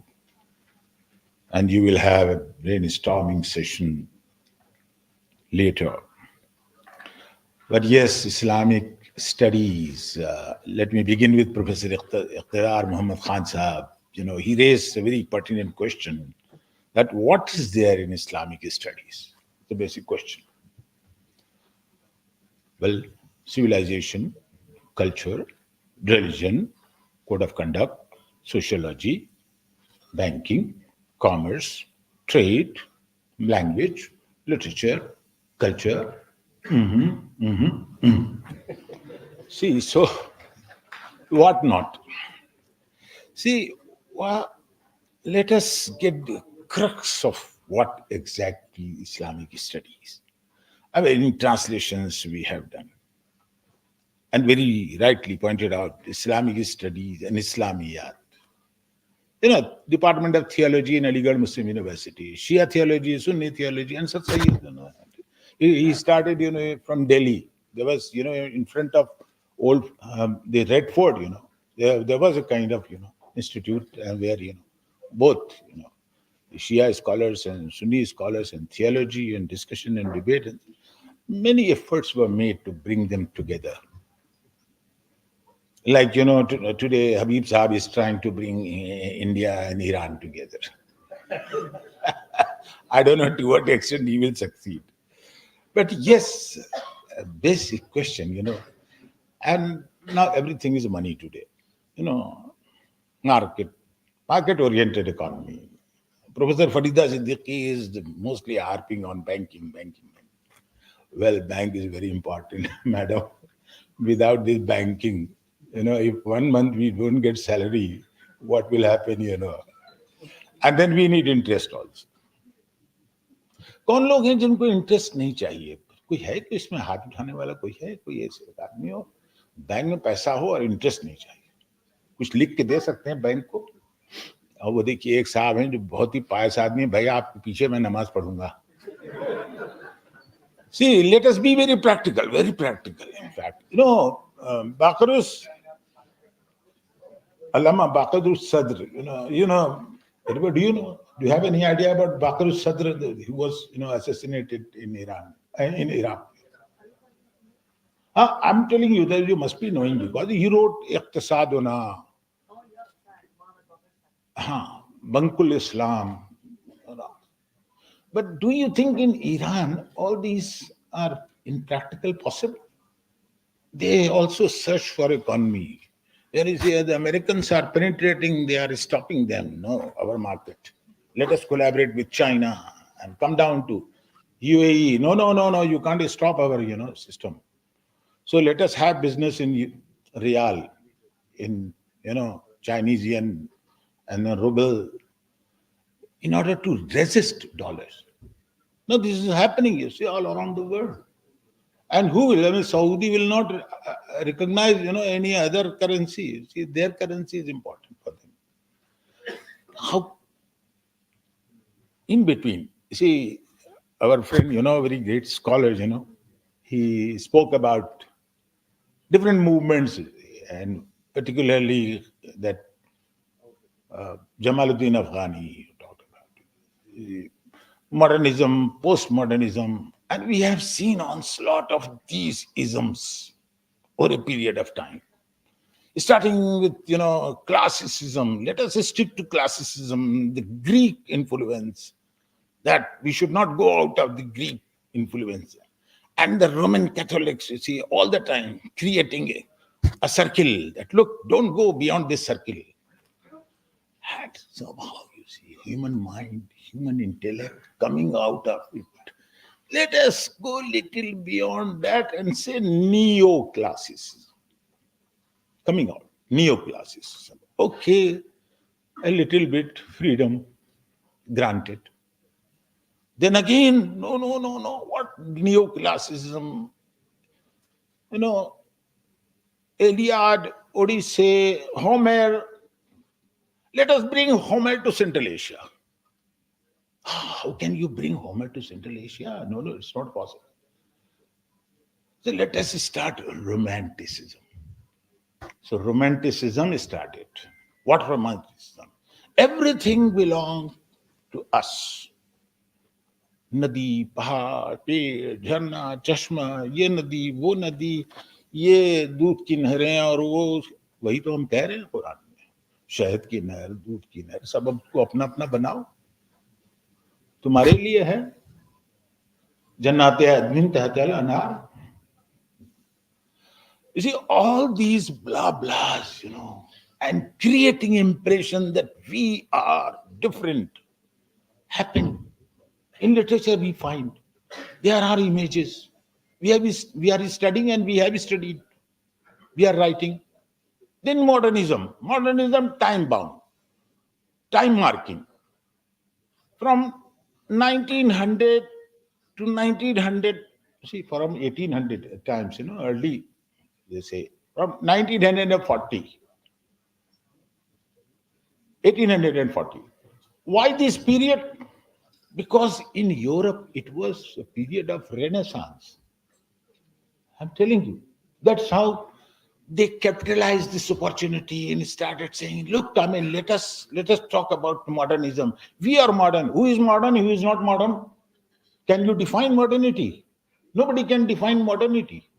It's only time marking. No, let us replace this word modernity with new. We are in new era. So new means style, new genre, new way of life, deviation. No, we are bored. It's difficult to live in such a closed society. Let us come out. Let us start wearing something else. Aba, kaba, jubba, dastar, cap, topi, very painful. Come out. See, try to understand what is the world. See, these are images I'm telling you. And what happened? Back to square one. No, our culture is diluting. Somebody is polluting. Somebody is diluting. Let us not do this. Come out. And then all of them gathered around. Allama Iqbal, every individual is important. Read in between lines of individual and society. Individuals make a society. And then what is the role of individual? Ghalib says, इशरते कतरा है दरिया में फना हो जाना. लीजिए अपने आप को मिटा ही दीजिए. दर्द का हाथ से गुजरना है दवा हो जाना. अल्लामा इकबाल, कभी इंडिविजुअल कतरा इंपॉर्टेंट है, कभी दरिया इंपॉर्टेंट. क्या इंपॉर्टेंट है इंडिविजुअल जाने. I will not go into this. He is a great scholar. वो जंग हफ्ता दो मुल्लत हमेरा उज्र बेने, हाफिज ने कहा, चुन नदीदन हकीकत रहे अफसाने ज़दन. ये 72 जो फिरके हो गए ना, हफ्ता दो मिल्लत, ये फिरके हैं. इनकी जंग के बारे में हमसे मत पूछो. इन्होंने हकीकत नहीं देखी तो अफसाना बना लिया, अपने अपने ग्रुप बना लिए. लेकिन वो जो निगाहें ढूंढ रही थी, अभी मुझसे फरमा रहे थे हमारे इख्तिदार साहब कि ये ईरानी अरबी तालीमात को बढ़ाने वाले ईरानी क्यों थे. बड़ा सवाल है ये. उनका अपना इंटरेस्ट था. ग्रीक्स ने शुरू किया था एग्जामिनेशन थ्रू हाइपोथेसिस. ईरानियों ने काटा एग्जामिनेशन थ्रू एक्सपेरिमेंटेशन. अभी सीना, इब्न रुश्द को देखिए, मुल्ला सदरत तक आप आएंगे, इमाम गजाली को देखिए, वो इसी पर जोर देते हैं. कहां से जोर देते हैं? एक्सपेरिमेंटेशन. और क्या है एक्सपेरिमेंटेशन? इस्लाम ने अमली जिंदगी के लिए कहा है, इक्तिफा मत कीजिएगा. किताब पढ़ ली, इसीलिए आपके सामने उसने जब क़िराअत की तो उसने मतलब भी बताया आपको. कहा कुरान को समझ के पढ़ो. सिर्फ पढ़ने से कुरान अल्लाह राजी नहीं होगा. उसको जब समझोगे तभी समझ में आएगा ना. इन्नी आलम माला तालम.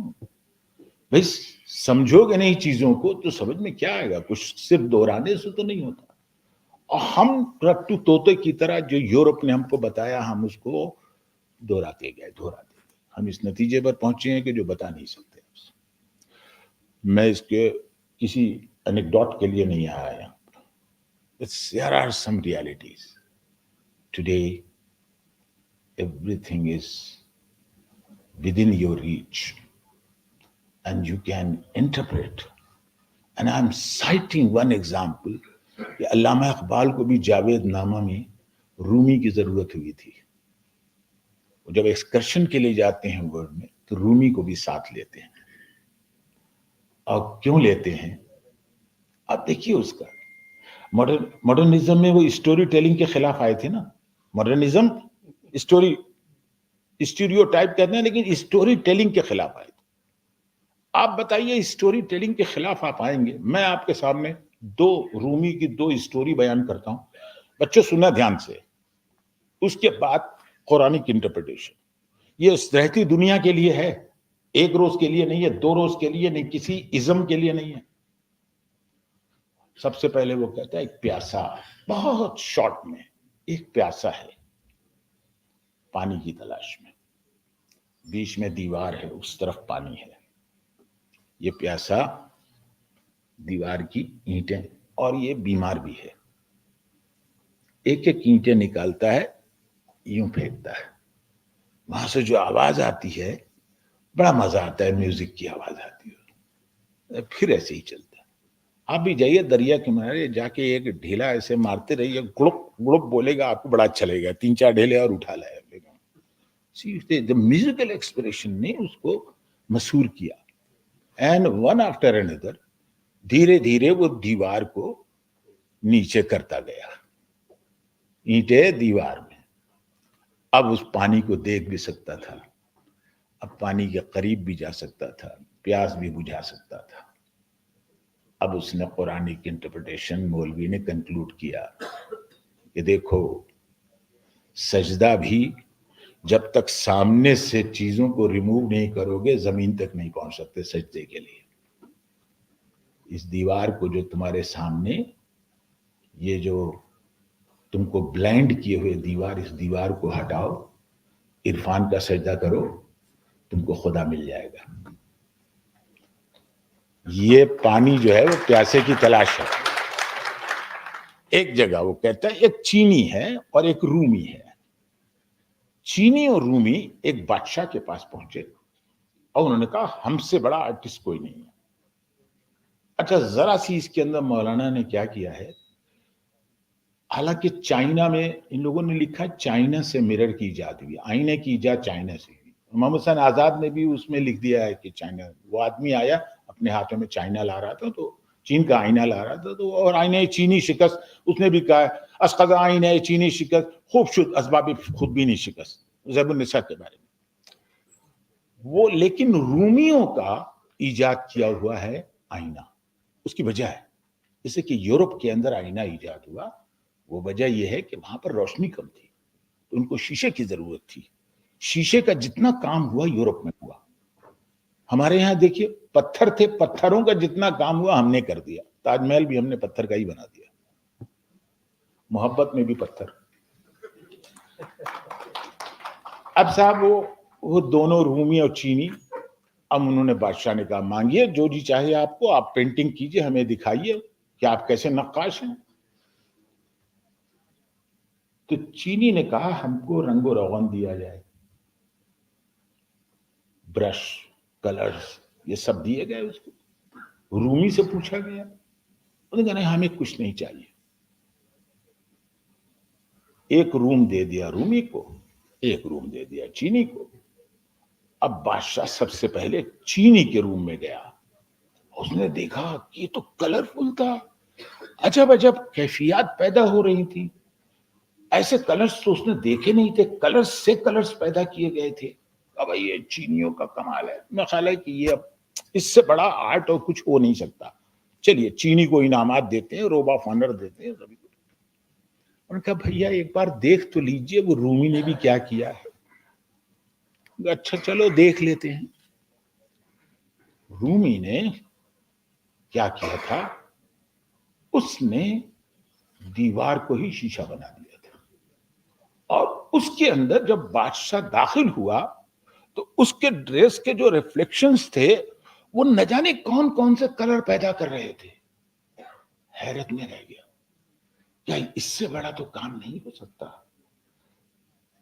صفائی نفس کی ایک مرحلہ دشوار ہے, لیکن چنا جاتا ہے جب غلہ تو یہ کنکر نکلتے ہیں. یہ نفس کی صفائی کی بات کر رہا ہے جو قرآن بھی کر رہا ہے. رومی یہیں پر کنکلوڈ کرتا ہے, کہتا ہے اپنے دلوں کو, اپنے دل کو اتنا آئینہ بنا دو کہ جلوہ خداوندی تم کو دکھائی دینے لگے. This is how the crux of the matter is. Whether this society or that society, in India, outside India, or wherever you are, you have to study the one and the only one, and you have to do istinbat from only one, which is a mu'jiza. Otherwise you will not get anything. Let us take lessons from Maulana, and as she pointed out, Professor Leila Chaman, ethical, humanitarian, and liberating. All three elements you will find within you And within Islamic studies, let us talk about each and every subject, but keeping in view that we will make Quranic interpretation. Thank you very much.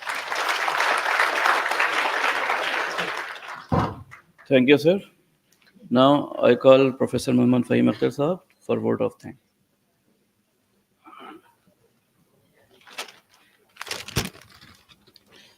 بسم اللہ الرحمن الرحیم.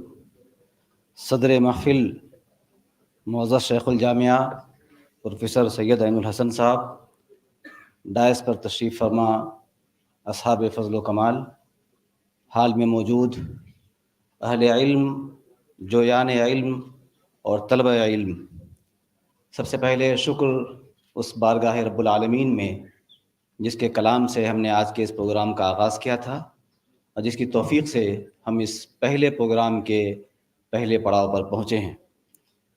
ہمارے شیخ الجامعہ سب سے پہلے ہمارے شکریہ کے مستحق ہیں ہمارے شعبے کی جانب سے، جنہوں نے نہ صرف اس سیمینار کے لیے منظوری دی، بھرپور تعاون فراہم کیا، بلکہ اس پروگرام کی صدارت بھی فرمائی، اور آپ نے اپنی سحر انگیز گفتگو سے اس وقت پوری دنیا کے انسانی منظرنامے کی تصویر کشی کر رہے تھے، اور جس میں ادب بھی تھا، فکر بھی تھی اور علم بھی تھا.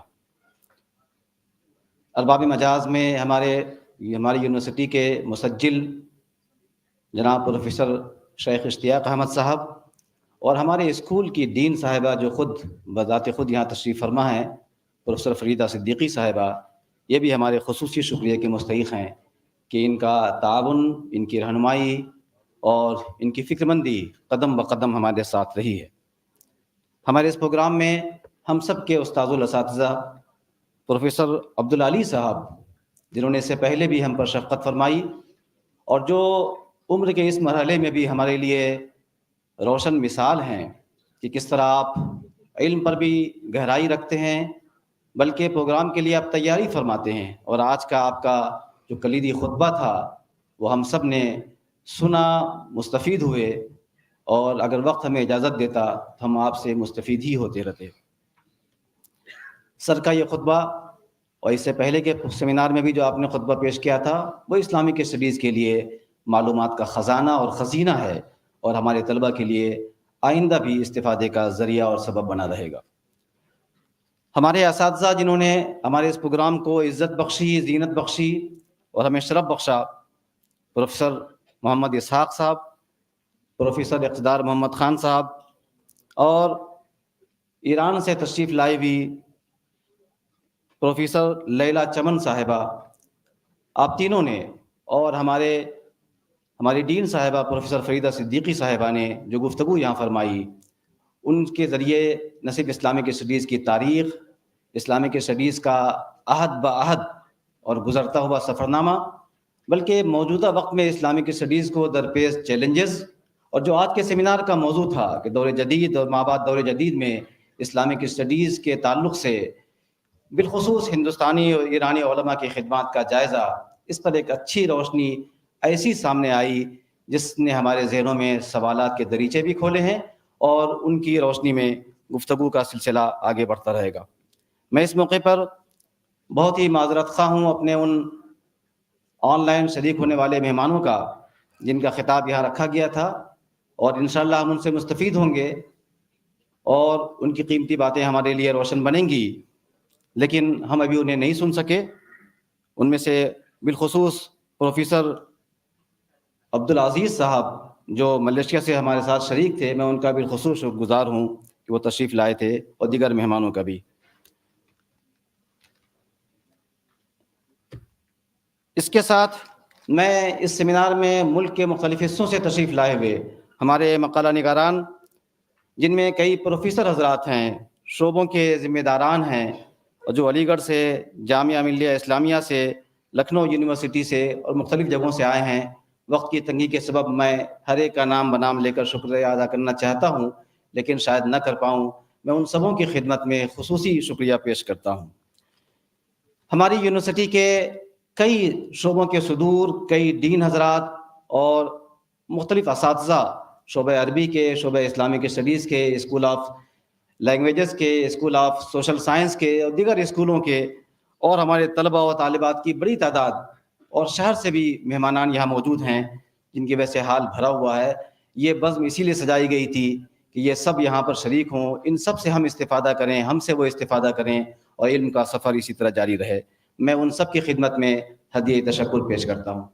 اس سیمینار کی، خاص طور سے اس پروگرام کی بزم کو سجانے میں ہماری وہ ٹیم اور ٹیم کے وہ مختلف افراد جن کی خدمات پس دیوار ہوا کرتی ہیں لیکن ان کے نتائج ہمارے سامنے ہوتے ہیں، میں ان کی خدمت میں شکریہ پیش کرنا چاہوں گا، جن میں خاص طور سے ہماری یونیورسٹی کی میڈیا سینٹر کے فعال کارکنان، بالخصوص ڈاکٹر رضوان صاحب اور ان کی ٹیم کے حضرات، ہماری اس لائبریری کے ذمہ داران، گیسٹ ہاؤس جو ہمارے مہمانوں کے لیے تمام سہولیات فراہم کرتا ہے، اور بنفس نفسیس وہاں کے ذمہ داران شریک ہو کر ان مہمانوں کی عزت افزائی اور مہمان نوازی میں شریک رہتا ہے، ان کو، انجینئرنگ سیکشن کے ذمہ داران کو اور پی آر او کے لوگوں کو، ان سب کو کی خدمت میں شکریہ پیش کرتا ہوں.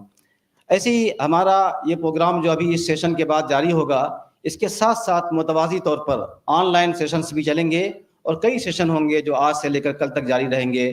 آن لائن سیشنز کے لیے ہمارے جن اساتذہ نے صدارت کی ذمہ داری قبول فرمائی ہے، ہمارے جو نظما ہوں گے جو پروگرام کو چلائیں گے، ہمارے مقالہ نگاران حضرات، میں ان سب کی خدمت میں پیشگی شکریہ پیش کرتا ہوں اپنے شعبے کی جانب سے. میں آخر میں اپنے شعبے کے صدر، جن کی نگرانی میں، اہتمام میں، فکر مندی میں اتنا بڑا ہمارے شعبے کا غالباً یہ پہلا انٹرنیشنل سیمینار ہے، منعقد ہو رہا ہے، اور میں سمجھتا ہوں کہ یہ کامیابی کے ساتھ منعقد ہو رہا ہے، میں ان کی خدمت میں بھی اپنی جانب سے شکریہ پیش کرتا ہوں. سیمینار کے کنوینر جناب ڈاکٹر عاطف عمران صاحب، انہوں نے بہت محنت کی اور ان کے محنت کے نتائج ہمارے سامنے ہیں. ہمارے شعبے کے سارے اساتذہ جن کی اپنی جگہ مختلف خدمات ہیں، ہمارے شعبے کے طلبہ و طالبات جو ایک آواز بن کر اس کام میں لگے ہوئے ہیں اور لگے رہتے ہیں، ہماری آفس کے کارکنان، میں ان سب کی خدمت میں بخصوصیت کے ساتھ شکریہ ادا کرتا ہوں. ہمارے طلبہ میں جو ریسرچ اسکالرس ہیں وہ بھی، ان سب کا شکریہ ادا کرتا ہوں کہ ان کی محنتوں سے پروگرام کو کامیابی نصیب ہوتی ہے، اور ان کے لیے یہ موقع سیکھنے اور استفادہ کرنے کا ہوتا ہے. آخر میں اس پروگرام میں تشریف لائے ہوئے تمام شرکاء، تمام مہمانان اور تمام حاضرین کی خدمت میں شکریہ ادا کرتا ہوں. السلام علیکم ورحمۃ اللہ وبرکاتہ. جزاک اللہ خیر sir. I request IMC MANUU to please play national anthem song.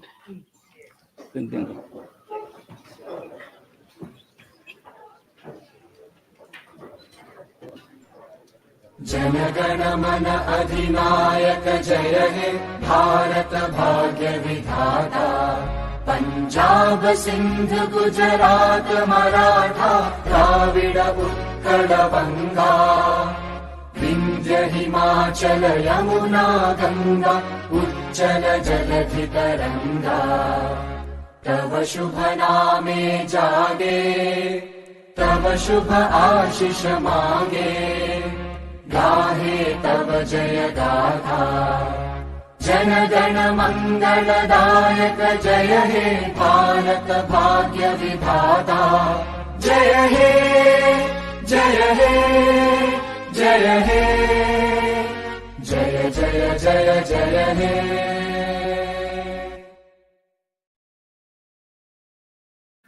صدر مجلس کی اجازت سے پروگرام کے اختتام کا اعلان کیا جاتا ہے، اور انشاءاللہ 2:30 سے ہمارے پہلے اکیڈمک سیشن کی نشست یہیں پر منعقد ہوگی. تو جو مقالہ نگران ہیں ان سے گزارش ہے کہ وقت پر یہاں موجود رہیں. السلام علیکم.